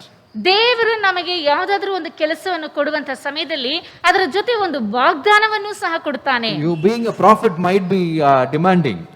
ಒಂದು ವೇಳೆ ಪ್ರವಾದಿಯಾಗಿ ಅದು ಆಗ್ಬೇಕೆಂದು ಹೇಳಬೇಕಾದ್ರೆ ಅದು ಬೇಡಿಕೆ ಆಗಿರಬಹುದು. But just before that He uses one more promise word saying that I chose you before you formed in your mother's womb. ಅದಕ್ಕೆ ಮುಂಚಿತವಾಗಿ ದೇವರು ಹೇಳುವಂತ ಮಾತು, ನಾನು ನಿನ್ನನ್ನು ಗರ್ಭದಲ್ಲಿ ರೂಪಿಸುವುದಕ್ಕಿಂತ ಮುಂಚೆಯೇ ತಿಳಿದಿದ್ದೇನು ಎಂಬುದಾಗಿ. And I set you apart before you were born. ನೀನು ಉದರದಿಂದ ಬರುವುದಕ್ಕಿಂತ ಮೊದಲೇ ನೀನನ್ನು ಪ್ರತಿಷ್ಠಿಸಿದ್ದೇನು. And that is something which God tells you before you say that your task is demanding. God tells you with a promise. ದೇವರು ಕೇಳುತ್ತಿರುವಂತಹ ಈ ಕೆಲಸವು ಒಂದು ಬೇಡಿಕೆಯಾಗಿದೆ ಎಂಬುದಾಗಿ ನೀನು ಒಂದು ನೆಪವನ್ನು ಹೇಳುವುದಕ್ಕಿಂತ ಮುಂಚೆಯೇ ದೇವರು ನಿನಗೆ ಹೇಳುವಂತ ಮಾತಾಗಿದೆ ಇದು. Because God makes sure He says that He has handpicked you from so many people who are there in the world. ಈ ಲೋಕದಲ್ಲಿ ಕಾಣಲ್ಪಡುತ್ತಿರುವಂತ ಅನೇಕ ಜನರ ಮಧ್ಯದಲ್ಲಿ ನಿನ್ನನ್ನು ದೇವರು ಪ್ರತ್ಯೇಕವಾಗಿ ಆರಿಸಿಕೊಂಡಿದ್ದಾನೆ ಎಂಬುದಾಗಿ ಹೇಳಲು ಬಯಸುತ್ತಾನೆ. And definitely God has all the rights to do that to you. ಈ ಎಲ್ಲಾ ಕೆಲಸವನ್ನು ಮಾಡುವುದಕ್ಕೆ ಆತನಿಗೆ ಹಕ್ಕಿದೆ. Because being chosen by God is not an easy joke or easy task. ದೇವರಿಂದ ಆರಿಸಿಕೊಳ್ಳಲ್ಪಡುವಂತದ್ದು ಬಹಳ ಸುಲಭವಾದಂತ ಒಂದು ಕೆಲಸವಲ್ಲ. How many of you believe that God has chosen me to be a Christian? ನಾನೊಬ್ಬ ಕ್ರೈಸ್ತನಾಗಿರುವುದಕ್ಕೆ ದೇವರು ಆರಿಸಿಕೊಂಡಿದ್ದಾನೆ ಎಂಬುದಾಗಿ ಎಷ್ಟು ಜನರ ನಂಬುತ್ತೀರಾ? Hallelujah. Hallelujah. Yes, I believe that very strongly. ಅದನ್ನು ನಾನು ಬಹಳವಾಗಿ ನಂಬುತ್ತೇನೆ. I will even go to a level extent where I will give my life for Christ. ನಾನು ನನ್ನ ಜೀವವನ್ನು ಸಹ ಕ್ರಿಸ್ತನಿಗಾಗಿ ಕೊಡುವುದಕ್ಕೆ ನಾನು ಮುಂದೆ ಬರುವೆನು. Because being chosen by God is something which is way far than our imaginations. ದೇವರಿಂದ ಆರಿಸಿಕೊಳ್ಳಲ್ಪಡುವುದು ಎಂದು ಹೇಳುವಂಥದ್ದು ನಮ್ಮ ಕಲ್ಪನೆಗೂ ಮಿಗಿಲಾಗಿರುತ್ತದೆ. So we sometimes think being in a top position in a company is a very big deal. ಒಂದು ಕಂಪನಿಯಲ್ಲಿ ದೊಡ್ಡ ಹುದ್ದೆಯಲ್ಲಿ ಕಾಣಲ್ಪಡುವಂಥದ್ದು ಒಂದು ದೊಡ್ಡ ಕೆಲಸವೇ We ಆಗಿರುತ್ತದೆ. sometimes think that being in a top position in politics is a very big deal. ರಾಜಕೀಯದಲ್ಲಿ ಉನ್ನತ ಹುದ್ದೆಯಲ್ಲಿ ಉನ್ನತ ಪದವಿಯಲ್ಲಿ ಕಾಣಲ್ಪಡುವಂಥದ್ದು ಒಳ್ಳೆಯದು, ಅದು ದೊಡ್ಡ ಕೆಲಸವಾಗಿರ್ತದೆ. But that none of them are what to say been in Bible saying that God has chosen them even before that they were formed in the mother's womb. ಆದರೆ ಈ ರೀತಿಯಾಗಿರುವಂಥ ಯಾವುದೇ ವ್ಯಕ್ತಿಯನ್ನು ಸಹ ಈ ವ್ಯಕ್ತಿಯು ಹುಟ್ಟುವುದಕ್ಕಿಂತ ಮುಂಚೆ, ತಾಯಿಯ ಗರ್ಭದಲ್ಲಿ ರೂಪಿಸುವುದಕ್ಕಿಂತ ಮುಂಚೆಯೇ ನಿನ್ನನ್ನು ಆರಿಸಿಕೊಂಡಿದ್ದೇನೆ ಎಂಬುದಾಗಿ ದೇವರು ಹೇಳಲಿಲ್ಲ. Hallelujah. Hallelujah. So this is a gift that God has given us. ಈ ಒಂದು ವರವನ್ನೇ ದೇವರು ನಮಗಾಗಿ ಕೊಟ್ಟಿದ್ದಾನೆ. So the first excuse of saying that God is demanding works from me has to be taken out from our heart. ದೇವರು ಈ ಕೆಲಸವನ್ನು ನನ್ನಿಂದ ಮಾಡಬೇಕೆಂಬುದಾಗಿ ಬೇಡಿಕೆ ಇಟ್ಟಿದ್ದಾನೆ ಎಂಬುದಾಗಿ ನಾವು ನೆಪ ಹೇಳುವುದನ್ನು ನಮ್ಮ ಮನಸ್ಸಿನಿಂದ ತೆಗೆದು He ಹಾಕಬೇಕು. is demanding it because He has chosen you even before you were formed. Amen. ಆತನು ಈ ಕೆಲಸವನ್ನು ನೀನು ಮಾಡಬೇಕೆಂಬುದಾಗಿ ಹೇಳುವುದು ಏನಕ್ಕೆಂದು ಹೇಳುವುದಾದರೆ, ನೀನು ಹುಟ್ಟುವುದಕ್ಕಿಂತ ಮುಂಚೆಯೇ ತಾಯಿಯ ಗರ್ಭದಲ್ಲಿ ರೂಪಿಸುವುದಕ್ಕಿಂತ ಮುಂಚೆಯೇ ನಿನ್ನನ್ನು ಆತನು ನೇಮಿಸಿದ್ದಾನೆ, ಆರಿಸಿಕೊಂಡಿದ್ದಾನೆ. Hallelujah. Hallelujah. We'll go to the next verse. We'll read verse 6. 6ನೆಯ ವಾಕ್ಯವನ್ನು ನಾವು ಓದೋಣ. But ಅದಕ್ಕೆ ನಾನು, ಅಯ್ಯೋ ಕರ್ತನಾದ ಯೆಹೋವನೇ, ನಾನು ಮಾತು ಬಲ್ಲವನಲ್ಲ, ಬಾಲಕನು ಎಂದು ಭಿನ್ನವಿಸಿದೆನು. So now he is giving the second excuse. ಇಲ್ಲಿ ಎರಡನೆಯ ಒಂದು ನೆಪವನ್ನು ಹೇಳ್ತಾನೆ. Oh no, Lord God, look, I don't know how to speak since I am only a youth. ನಾನಿನ್ನೂ ಬಾಲಕನಾಗಿದ್ದೇನೆ, ನನಗೆ ಮಾತೇ ಬರಲ್ಲ ಅಂತ ಹೇಳ್ತಾನೆ. There is some other person in Bible has given the same excuses. I can't speak. ನಾನು ಮಾತಾಡೋದಕ್ಕೆ ಸಾಧ್ಯ ಇಲ್ಲ ಎಂದು ಹೇಳುವಂತ ಒಬ್ಬ ವ್ಯಕ್ತಿ ಇನ್ನೊಬ್ಬ ವ್ಯಕ್ತಿಯನ್ನು ಸತ್ಯವೇದದಲ್ಲಿ ಹೇಳಲ್ಪಟ್ಟಿದೆ. That is Moses in book of Exodus chapter 4 and verse 10. He has told the same thing. You don't have to read that. He has told the same thing. I can't speak. This is an excuse that he is giving.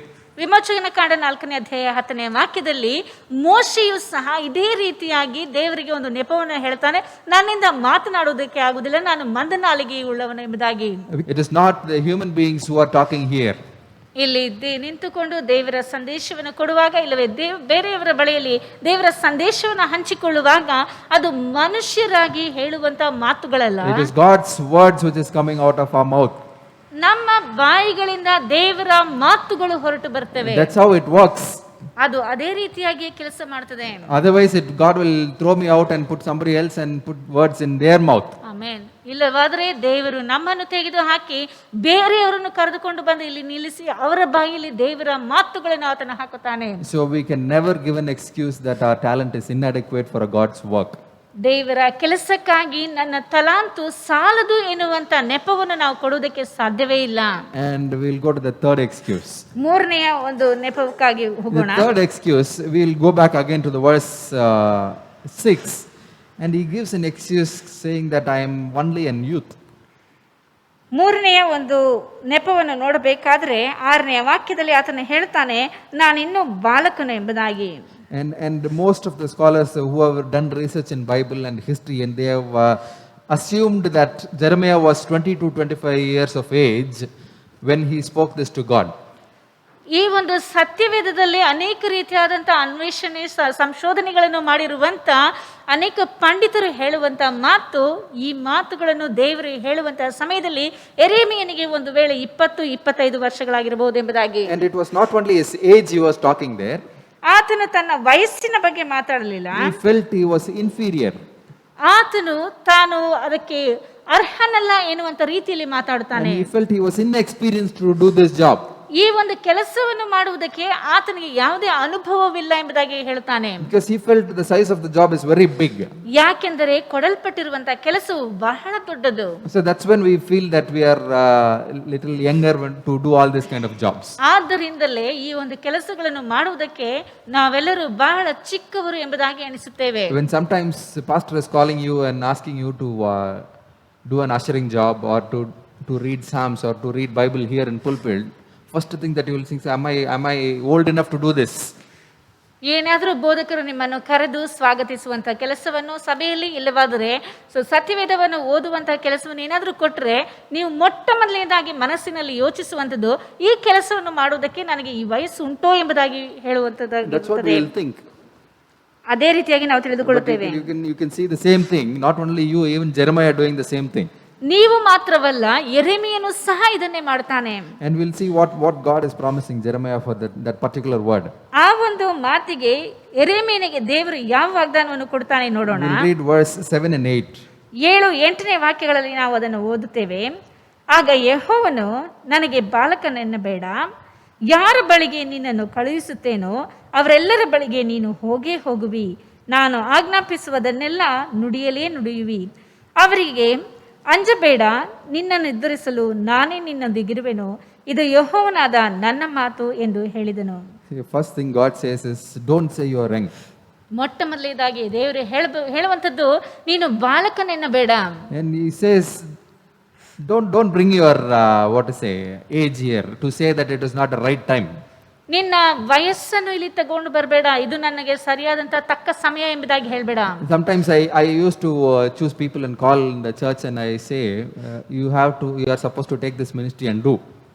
ಇನ್ನು ಸಭೆಯಲ್ಲಿ ಕೆಲವರನ್ನು ಕರೆದು ನೀನು ಈ ರೀತಿಯಾದಂತಹ ಸೇವೆಯನ್ನು ಮಾಡಬೇಕೆಂದು ಹೇಳುವಂತ ಸಮಯದಲ್ಲಿ They say, Pastor, it's not the right time, I think. I need some more time. ಅವ್ರು ಹೇಳುವಂತ ಮಾತು, ಬೋಧಕರೇ ಇದು ಸರಿಯಾದ ಸಮಯವಿಲ್ಲ ಅಂತ ಅನ್ನಿಸ್ತದೆ, ಇನ್ನು ನನಗೆ ಸಮಯ ಬೇಕು ಅಂತ ಹೇಳ್ತಾರೆ. Sometimes they say, Pastor, I am not old enough to do this ministry. ಇನ್ನು ಕೆಲವರು ಹೇಳುವಂತ ಮಾತು, ನಾನು ಈ ಒಂದು ಕೆಲಸವನ್ನು ಮಾಡುವುದಕ್ಕೆ ಅಷ್ಟು ವಯಸ್ಸಿನ ವ್ಯಕ್ತಿಯಲ್ಲ ಎಂಬುದಾಗಿ ಹೇಳ್ತಾರೆ. Because they feel that they have to go and preach the elderly people. ಯಾಕೆಂದರೆ ಅವರು ತಿಳಿಯುವಂಥದ್ದು ಅವರಿಗಿಂತ ದೊಡ್ಡವರಿಗೆ ಹೋಗಿ ಸುವಾರ್ತೆಯನ್ನು ಸಾರಬೇಕಲ್ಲ ಎನ್ನುವಂಥದ್ದು. But God here says, don't give that excuse. Don't say that you are young for this job. ಆದರೆ ದೇವರು ಇಲ್ಲಿ ಹೇಳುವಂತ ಮಾತು, ನೀನು ಈ ಒಂದು ಕೆಲಸಕ್ಕೆ ಬಹಳ ಚಿಕ್ಕವನು, ಬಾಲಕನು ಎಂಬುದಾಗಿ ಹೇಳಬೇಡ. And don't say this is not the right time to do the job. ಇದು ಸರಿಯಾದ ತಕ್ಕ ಸಮಯವಲ್ಲ ಎಂಬುದಾಗಿ ನೀನು ಹೇಳಬೇಡ. Because here he says, for you will go to everyone and I send you to and speak whatever I tell you. ಆದ್ದರಿಂದ ಇಲ್ಲಿ ಆತನ ಹೇಳುವಂತ ಮಾತು, ನಾನು ಹೇಳುವಂತ ಜನರ ಬಳಿಗೆ ಹೋಗುವಿ, ಅವರೆಲ್ಲರ ಬಳಿಗೆ ನೀನು ಹೋಗೇ ಹೋಗುವಿ, ಮತ್ತು ನಾನು ಹೇಳಿದಂತ ಮಾತನ್ನು ನುಡಿಯಲೇ ನುಡಿಯುವಿ ಎಂಬುದಾಗಿ ಹೇಳುತ್ತಾನೆ. And second thing he says, do not be afraid of anyone. ಎರಡನೇದಾಗಿ ಆತನ ಹೇಳುವಂತ ಮಾತು, ನೀನು ಅಂಜಬೇಡ. The reason why we give all these excuses is because we are afraid of people, facing people. ಈ ಒಂದು ನೆಪಗಳನ್ನೆಲ್ಲ ನಾವು ಯಾಕೆ ಹೇಳ್ತೇವೆ ಎಂದು ಹೇಳುವುದಾದ್ರೆ, ನಾವು ಜನರನ್ನು ನೋಡಿ ಭಯಪಡುತ್ತೇವೆ. And God even knows what will happen to him after he says the prophecy there. ಈ ಒಂದು ಪ್ರವಾದನೆಯನ್ನು ಹೇಳಿದ ಮೇಲೆ ಈ ಪ್ರವಾದಿಗೆ ಏನಾಗುತ್ತದೆ ಎಂಬುದಾಗಿ ದೇವರಿಗೆ ಚೆನ್ನಾಗಿ ಗೊತ್ತು. Indeed, he says, for I will be with you to deliver you, which means he knows exactly what Jeremiah is going to get into. ದೇವರಿಗೆ ಯೆರೆಮೀಯನು ಯಾವ ರೀತಿಯಾದಂಥ ಮಾರ್ಗದಲ್ಲಿ ಹಾದು ಹೋಗೋನು ಎಂಬುದಾಗಿ ಚೆನ್ನಾಗಿ ಗೊತ್ತಿರೋದ್ರಿಂದಲೇ ಆತನು ಹೇಳುವಂತ ಮಾತು, ನಾನೇ ನಿನ್ನೊಂದಿಗಿದ್ದು ನಿನ್ನನ್ನು ಬಿಡಿಸುವೆನೆಂಬುದಾಗಿ. So when God calls you for ministry, ಆದ್ದರಿಂದ ದೇವರು ನಿನ್ನನ್ನು ಸೇವೆಗಾಗಿ ಕರೆಯುವಾಗ, when God calls you to spread the gospel of Jesus Christ, ಯೇಸು ಕ್ರಿಸ್ತನ ಸುವಾರ್ತೆಯನ್ನು ನೀನು ಸಾರಬೇಕೆಂಬುದಾಗಿ ದೇವರು ಕರೆಯುವಾಗ, you for sure don't have to be afraid of anyone. ನೀನು ಯಾರನ್ನು ಕುರಿತಾಗಿ ಚಿಂತಿಸುವಂತ ಇಲ್ಲ, ಭಯಪಡುವಂತ ಅವಶ್ಯಕತೆ ಇಲ್ಲ. Because God is there to deliver you from any situations that you are going to get into. ನೀನು ಯಾವುದೇ ಪರಿಸ್ಥಿತಿಯಲ್ಲಿ ಹಾದು ಹೋದರೂ ಸಹ ದೇವರು ನಿನ್ನನ್ನು ಅದರಿಂದ ಬಿಡಿಸುವುದಕ್ಕೆ ಶಕ್ತನಾಗಿದ್ದಾನೆ. So don't give this third excuse saying that this is not the right time. ಇದು ಸರಿಯಾದ ಸಮಯವಲ್ಲ ಎನ್ನುವಂತ ನೆಪವನ್ನು ನೀನು ಹೇಳಬೇಡ. We'll go to the fourth excuse. ನಾಲ್ಕನೆಯ ನೆಪಕ್ಕೆ ಹೋಗೋಣ. This is one of the peculiar excuses. ಇದು ಬಹಳ ಒಂದು ಸೂಕ್ಷ್ಮವಾದಂತ ಒಂದು ನೆಪವಾಗಿರುತ್ತದೆ. We'll read Jeremiah chapter 1 and verse 13. 1ನೇ ಅಧ್ಯಾಯ 13ನೇ ವಾಕ್ಯದಲ್ಲಿ ನಾವು ಓದುವಂತ ಸಮಯದಲ್ಲಿ, ಇನ್ನೊಂದು ಸಲ ಯೆಹೋವನು ಏನು ನೋಡುತ್ತಿ ಎಂದು ನನ್ನನ್ನು ಕೇಳಿದನು. ಅದಕ್ಕೆ ನಾನು, ಉರಿಯುತ್ತಿರುವ ಬೆಂಕಿಯಿಂದುಕ್ಕುವ ಹಂಡೆಯನ್ನು ನೋಡುತ್ತೇನೆ, ಅದರ ಬಾಯಿ ಬಡಗಲಿಂದ ಇತ್ತ ಬಾಗಿಕೊಂಡಿದೆ ಅಂದೆನು. And this verse says what Jeremiah has to go and say there to the people there. ಈ ವಾಕ್ಯದಲ್ಲಿ ಯೆರೆಮೀಯನು ಜನರಿಗೆ ಹೋಗಿ ಏನು ಹೇಳಬೇಕೆನ್ನುವಂಥದ್ದನ್ನು ಹೇಳಲ್ಪಟ್ಟಿದೆ. The translation of this particular verse is, the place is going to be destroyed. ಈ ಒಂದು ವಾಕ್ಯದ ಒಂದು ತರ್ಜುಮೆ ಏನೆಂದು ನೋಡಬೇಕಾದರೆ, ಈ ಒಂದು ಸ್ಥಳವು ಸಂಪೂರ್ಣವಾಗಿ ನಶಿಸಲ್ಪಡುತ್ತದೆ ಎಂಬುದಾಗಿ. And God wants Jeremiah to go and say this. ದೇವರು ಯೆರೆಮೀಯನು ಇದು ಜನರಿಗೆ ಹೋಗಿ ಹೇಳಬೇಕೆಂಬುದಾಗಿ ಬಯಸುತ್ತಾನೆ. That this place is going to be destroyed. ಈ ಒಂದು ಸ್ಥಳವು ನಶಿಸಲ್ಪಡುತ್ತದೆ. And that is what Jeremiah was supposed to go and tell there. ಇದನ್ನೇ ಯೆರೆಮೀಯನು ಹೋಗಿ ಅಲ್ಲಿ ಹೇಳಬೇಕಾಗಿತ್ತು. The moment Jeremiah saw that, ಯೆರೆಮೀಯನು ಅದನ್ನು ನೋಡಿದ ತಕ್ಷಣ the thing that came into his mind was, this teaching is very dangerous.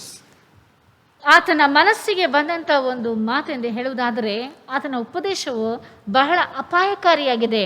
Sometimes we feel that when God is giving you a dangerous job, we feel that, God, why don't you give me a job to sit in the church and pray? ಕೆಲವು ವೇಳೆಗಳಲ್ಲಿ ದೇವರು ನಮಗೆ ಈ ರೀತಿಯಾದಂಥ ಅಪಾಯಕರವಾದಂಥ ಕೆಲಸವನ್ನು ಕೊಡುವಂಥ ಸಮಯದಲ್ಲಿ ದೇವರೇ ಯಾಕೆ ನನಗೆ ಸಭೆಯಲ್ಲಿ ಕುತ್ಕೊಂಡು ಪ್ರಾರ್ಥನೆ ಮಾಡುವಂಥ ಆ ಒಂದು ಕೆಲಸವನ್ನು ಕೊಡಬಾರ್ದು ಅಂತ ಕೇಳ್ತೀವಿ. Why don't we get a job of cleaning chairs or cooking in the church? Because that is easier than going and telling somebody that you are going to die if you are not going to accept Christ.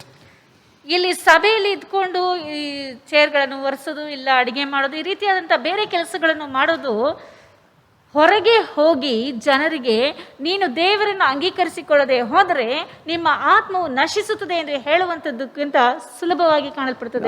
I used to be in Bangalore a few years back. ಕೆಲವು ವರ್ಷಗಳ ಹಿಂದೆ ಇವರು ಬೆಂಗಳೂರಿನಲ್ಲಿದ್ದರು. I was working in a church as a media head. ಇಲ್ಲಿ ಒಂದು ಸಭೆಯಲ್ಲಿ ಮಾಧ್ಯಮಕ್ಕೆ ತಲೆಯಾಗಿ ಕೆಲಸ ಮಾಡ್ತಾ ಇದ್ರು. So I used to be with pastor always.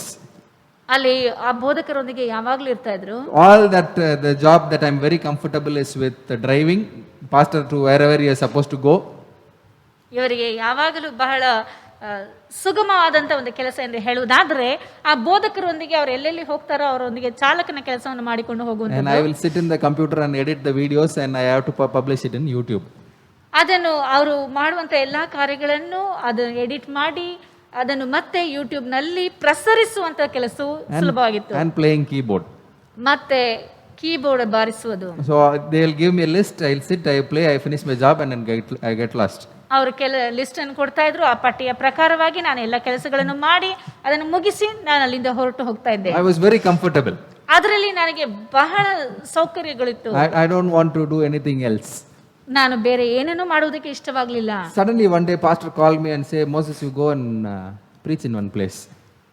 ಥಟ್ಟನೆ ಒಂದು ದಿನ ಬೋಧಕರು ಕರೆದು ಮೋಸಸ್ ಅವರೇ ನೀವು ಹೋಗಿ ಒಂದು ಸ್ಥಳದಲ್ಲಿ ದೇವರ ಸಂದೇಶವನ್ನು ಕೊಡಿ ಅಂತ ಹೇಳಿದ್ರು. I was like, I don't want to do this because I'm very comfortable in what I'm doing. ನಾನು ಏನು ಮಾಡ್ತಾ ಇದ್ದೇನೋ ಅದನ್ನು ಮಾಡೋದ್ರಲ್ಲಿ ನನಗೆ ಬಹಳ ಯಾವುದೇ ತೊಂದರೆ ಇಲ್ಲದೆ ನಾನು ಚೆನ್ನಾಗಿದ್ದೀನಿ, ಈ ಕೆಲಸ ನನಗೆ ಯಾಕೆ ಅಂತ ಅನ್ನಿಸ್ತು. Pastor, I will drive you, no problem. You go preach. I will just be your driver. ನಾನು ನಿಮಗೆ ಕಾರನ್ನು ಚಾಲನೆ ಮಾಡ್ತೀನಿ, ನೀವು ಬನ್ನಿ, ನೀವು ಹೋಗಿ ದೇವರ ಸಂದೇಶವನ್ನು ಕೊಡಿ ಅಂತ ಕೇಳ್ಕೊಂಡೆ. I will even play keyboard there. ನಾನು ಮತ್ತೆ ಅಲ್ಲಿ ಕೀಬೋರ್ಡ್ ಅನ್ನು ಬಾರಿಸುತ್ತೇನೆ. And please don't put me here. ನನ್ನನ್ನು ಈ ಒಂದು ಸ್ಥಳಕ್ಕೆ ಹಾಕಬೇಡಿ. This was my situation there. ಆ ಒಂದು ಸಮಯದಲ್ಲಿ ಈ ರೀತಿಯಾದಂತಹ ಸನ್ನಿವೇಶವಾಗಿತ್ತು. When I went and asked pastor, why are you doing this? ಯಾಕೆ ನೀವು ಈ ರೀತಿ ಮಾಡ್ತೀರಾ ಅಂತ ಬೋಧಕರ ಹತ್ರ ಕೇಳಬೇಕಾದ್ರೆ You know what he said? ಅವ್ರು ಏನ್ ಹೇಳಿದ್ರು ಗೊತ್ತಾ? You have to come out of your comfort zone. ನೀನು ಇರುವಂತ ಸೌಕರ್ಯವಾದಂತ ಸುಗಮವಾದಂತ ಸ್ಥಳವನ್ನು ಬಿಟ್ಟು ನೀನು ಹೊರಕ್ಕೆ ಬರಬೇಕೆಂಬುದಾಗಿ ಬೋಧಕರು ಹೇಳಿದ್ರು. That's when you will understand what ministry is. ಆಗ ಮಾತ್ರವೇ ನೀವು ಸೇವೆ ಅಂದ್ರೆ ಏನು ಅಂತ ನಿಮಗೆ ಅರ್ಥ ಆಗ್ತದೆ. Because God has called you for a different ministry. ಯಾಕೆಂದ್ರೆ ದೇವರು ನಿಮ್ಮನ್ನು ಬೇರೆ ರೀತಿಯಾದಂತ ವ್ಯತ್ಯಾಸವಾದಂತ ಸೇವೆಗೆ ಎಂದು ಕರೆಯುತ್ತಾ ಇದ್ದಾನೆ. You cannot go and make yourself comfortable and not face what the reality God has called you for. ನೀವು ಹೋಗಿ ದೇವರು ಯಾವುದಕ್ಕಾಗಿ ಕರೆಯುತ್ತಾನೋ ಆ ಒಂದು ನಿಜವಾದಂತ ಸ್ವರೂಪವನ್ನು ಅದನ್ನು ಅನುಭವಿಸಬೇಕಾಗಿ ಕಾಣುತ್ತದೆ. With much difficulty I agreed and I started preaching. ಬಹಳ ಕಷ್ಟವಾಗಿ ಅದನ್ನು ಒಪ್ಪಿಕೊಂಡು ಅಲ್ಲಿ ದೇವರ ಸಂದೇಶವನ್ನು ಕೊಡುವುದಕ್ಕೆ ಹೋದೆನು. And I've been caught by many gundas because we go and preach in interior villages. They used to keep us for almost hours together until the police comes and releases us out. ಅಲ್ಲಿ ಹಳ್ಳಿಗಳಿಗೆ ಹೋಗಿ ದೇವರ ಸಂದೇಶವನ್ನು ಹಂಚಿಕೊಳ್ಳುವಂಥ ಸಮಯದಲ್ಲಿ ಅಲ್ಲಿರುವಂಥ ಜನರು ಬಂದು ಕೆಲವರು ಗೂಂಡಾಗಿರಿ ಮಾಡುವಂಥವರು ಇವರನ್ನು ಹಿಡಿದುಕೊಂಡು ಇಟ್ಟುಕೊಳ್ತಾ ಇದ್ರು. ಅನೇಕ ಗಂಟೆಗಟ್ಟಲೆ ಅಲ್ಲೇ ಇರಬೇಕಾಗಿತ್ತು, ಯಾಕೆಂದ್ರೆ ಪೊಲೀಸರು ಬಂದು ಇವರನ್ನು ಬಿಡಿಸಬೇಕಾಗಿತ್ತು. And that is exactly which I don't want to get into because it was too dangerous. ಅದು ಬಹಳ ಅಪಾಯಕರವಾಗಿರೋದ್ರಿಂದ ಆ ಒಂದು ಕೆಲಸಕ್ಕೆ ನಾನು ಹೋಗೋದಕ್ಕೆ ಇಷ್ಟಪಡಲಿಲ್ಲ. But today, ಆದ್ರೆ ಈ if you ask me, ನಾನು I will not ಕೇಳಿದ್ರೆ hesitate to go to any place and say what God is asking me to say. ಈ ಒಂದು ದಿನದಲ್ಲಿ ದೇವರು ನನ್ನನ್ನು ಕರೆದು ಯಾವ ಸ್ಥಳಕ್ಕೆ ಹೋಗಿ ದೇವರ ಸಂದೇಶವನ್ನು ಹಂಚಿಕೊಳ್ಳಬೇಕೆಂಬುದಾಗಿ ಹೇಳಿದ್ರು ಅಲ್ಲಿಗೆ ಹೋಗೋದಕ್ಕೆ ನಾನು ಹಿಂಜರಿಯುವುದಿಲ್ಲ. Hallelujah. Hallelujah. Because I know what God has promised me. ಯಾಕೆಂದರೆ ದೇವರು ನನಗೆ ಯಾವ ವಾಗ್ದಾನವನ್ನು ಕೊಟ್ಟಿದ್ದಾನೋ ಅದೇ ನನಗೆ And ಗೊತ್ತು. every time I go do ministry, God definitely gives a promise and makes sure that I know that I am under His protection. ದೇವರು ಪ್ರತಿ ಬಾರಿಯೂ ನನ್ನನ್ನು ಕರೆದುಕೊಂಡು ಹೋಗುವಾಗ ದೇವರು ನನಗೆ ಕೊಟ್ಟಿರುವಂಥ ವಾಗ್ದಾನವು ಏನು ಎಂಬುದಾಗಿ ನನಗೆ ಗೊತ್ತು. ಆತನ ಆರೈಕೆಯಲ್ಲಿ ಸುರಕ್ಷತೆಯಲ್ಲಿ ನನ್ನನ್ನು ಆತನ ಕಾಪಾಡುವಾತನಾಗಿದ್ದಾನೆ. And nothing is too dangerous when God is protecting you. ದೇವರು ನಮ್ಮನ್ನು ಸುರಕ್ಷತೆಯಾಗಿ ಕಾಪಾಡುವಂತ ಸಮಯದಲ್ಲಿ ಯಾವುದೇ ಒಂದು ಕಾರ್ಯವು ಅಪಾಯವಾಗಿ ಕಾಣಿಸುವುದಿಲ್ಲ. And I'll go to Jeremiah chapter 1 and read verse 18 and 19. ಯೆರೆಮೀಯನ We'll see ಪ್ರವಚನ what is the promise that God is giving him. 1ನೇ ಅಧ್ಯಾಯ 18-19 ವಾಕ್ಯದಲ್ಲಿ ದೇವರು ಕೊಟ್ಟಿರುವಂತಹ ವಾಗ್ದಾನವನ್ನು ನಿಮ್ಮೊಂದಿಗೆ ಹಂಚಿಕೊಳ್ಳಲು ಬಯಸುತ್ತೇನೆ. ಇಗೋ, ನಾನು ಈ ಹೊತ್ತು ನಿನ್ನನ್ನು ಯೆಹೂದದ ಅರಸರು, ಅಧಿಪತಿಗಳು, ಯಾಜಕರು, ಸಾಧಾರಣ ಜನರು, ಅಂತೂ ದೇಶದವರೆಲ್ಲರನ್ನೂ ಎದುರಿಸತಕ್ಕ ಕೋಟೆ ಕೊತ್ತಲದ ಪಟ್ಟಣವನ್ನಾಗಿಯೂ ಕಬ್ಬಿಣದ ಕಂಬವನ್ನಾಗಿಯೂ ತಾಮ್ರದ ಪೌಳಿಗೋಡೆಯನ್ನಾಗಿಯೂ ಸ್ಥಾಪಿಸಿದ್ದೇನೆ. ಅವರು ನಿನಗೆ ವಿರುದ್ಧವಾಗಿ ಯುದ್ಧ ಮಾಡುವರು, ಆದರೆ ನಿನ್ನನ್ನು ಸೋಲಿಸಲಾಗುವುದಿಲ್ಲ. ನಿನ್ನನ್ನು ಉತ್ತರಿಸಲು ನಾನೇ ನಿನ್ನೊಂದಿಗಿರುವನು. ಇದು ಯೆಹೋವನಾದ ನನ್ನ ಮಾತು. Hallelujah. Hallelujah. Here he says he has made you as a fortified city and an iron pillar and bronze walls against the whole land. See the protection of God. You see, we cannot explain our protection like this. ಇಲ್ಲಿ ದೇವರು ನಮ್ಮ ಒಂದು ಕಾಪಾಡುವಿಕೆ ಸುರಕ್ಷತೆಯನ್ನು ಈ ರೀತಿಯಾಗಿ ನಾವು ಅಪೇಕ್ಷಿಸುವುದಕ್ಕೆ ಸಾಧ್ಯವಿಲ್ಲ. ದೇವರು ಯಾವ ರೀತಿಯಾಗಿ ನಮ್ಮನ್ನು ಕಾಪಾಡುತ್ತಾನೆ ಎಂಬುದಾಗಿ ಇಲ್ಲಿ ಹೇಳಲ್ಪಟ್ಟಿದೆ. ಕೋಟೆ ಕೊತ್ತಲದ ಪಟ್ಟಣವಾಗಿಯೂ ಕಬ್ಬಿಣದ ಕಂಬವನ್ನಾಗಿಯೂ ಅವರಿಗೆ ವಿರುದ್ಧವಾಗಿ ದೇವರು ನಮ್ಮನ್ನು ನೇಮಿಸಿದ್ದಾನೆ, ಮಾಡಿದ್ದಾನೆ ಎಂಬುದಾಗಿ ಹೇಳಲ್ಪಟ್ಟಿದೆ. And here he says, they will fight against you but never prevail over you, since I am with you to rescue you. ಅವರು ನಿನಗೆ ವಿರುದ್ಧವಾಗಿ ಯುದ್ಧ ಮಾಡುವರು, ಆದರೆ ನಿನ್ನನ್ನು ಸೋಲಿಸಲಾಗುವುದಿಲ್ಲ.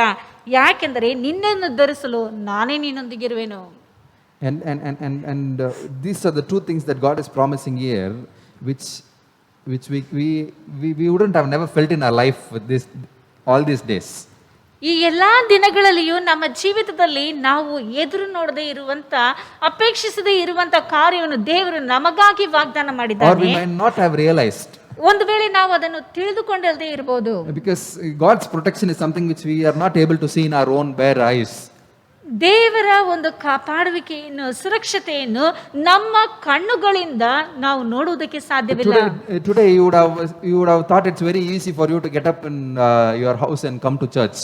ಈ ಒಂದು ಬೆಳಗಿನ ಸಮಯದಲ್ಲಿ ನೀವು ಎದ್ದು ಸಭೆಗೆ ಎದ್ದು ಬರುವಂತದ್ದು ಸುಲಭ ಎಂಬುದಾಗಿ ತಿಳಿದುಕೊಂಡಿರಬಹುದು. But I'm telling you, ಆದರೆ ನಾನು ನಿಮಗೆ ಹೇಳ್ತೇನೆ, Satan would have done all possible things to stop you to come here.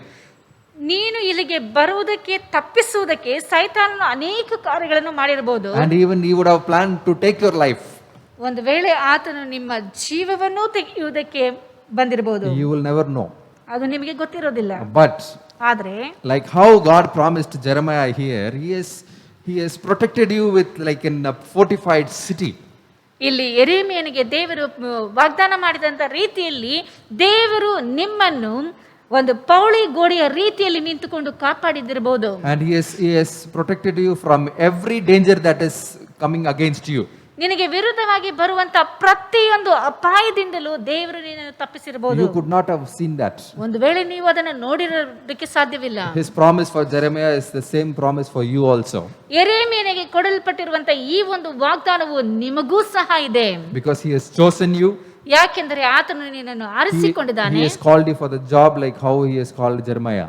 ಯೆರೆಮೀಯನನ್ನು ಕರೆದ ಪ್ರಕಾರವಾಗಿ ದೇವರು ನಿನ್ನನ್ನು ಸಹ ಕರೆದಿದ್ದಾನೆ. So never give an excuse that saying that this is very dangerous.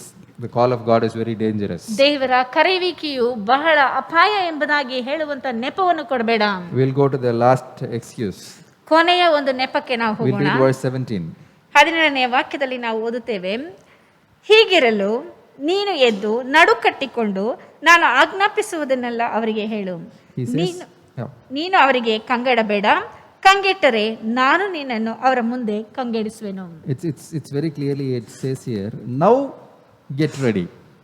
ಇಲ್ಲಿ ಸ್ಪಷ್ಟವಾಗಿ ಹೇಳಲ್ಪಟ್ಟಿದೆ, which means ಈಗ ಸಿದ್ಧನಾಗು ಎಂಬುದಾಗಿ. Jeremiah would have asked God, should I go now? He would have asked it.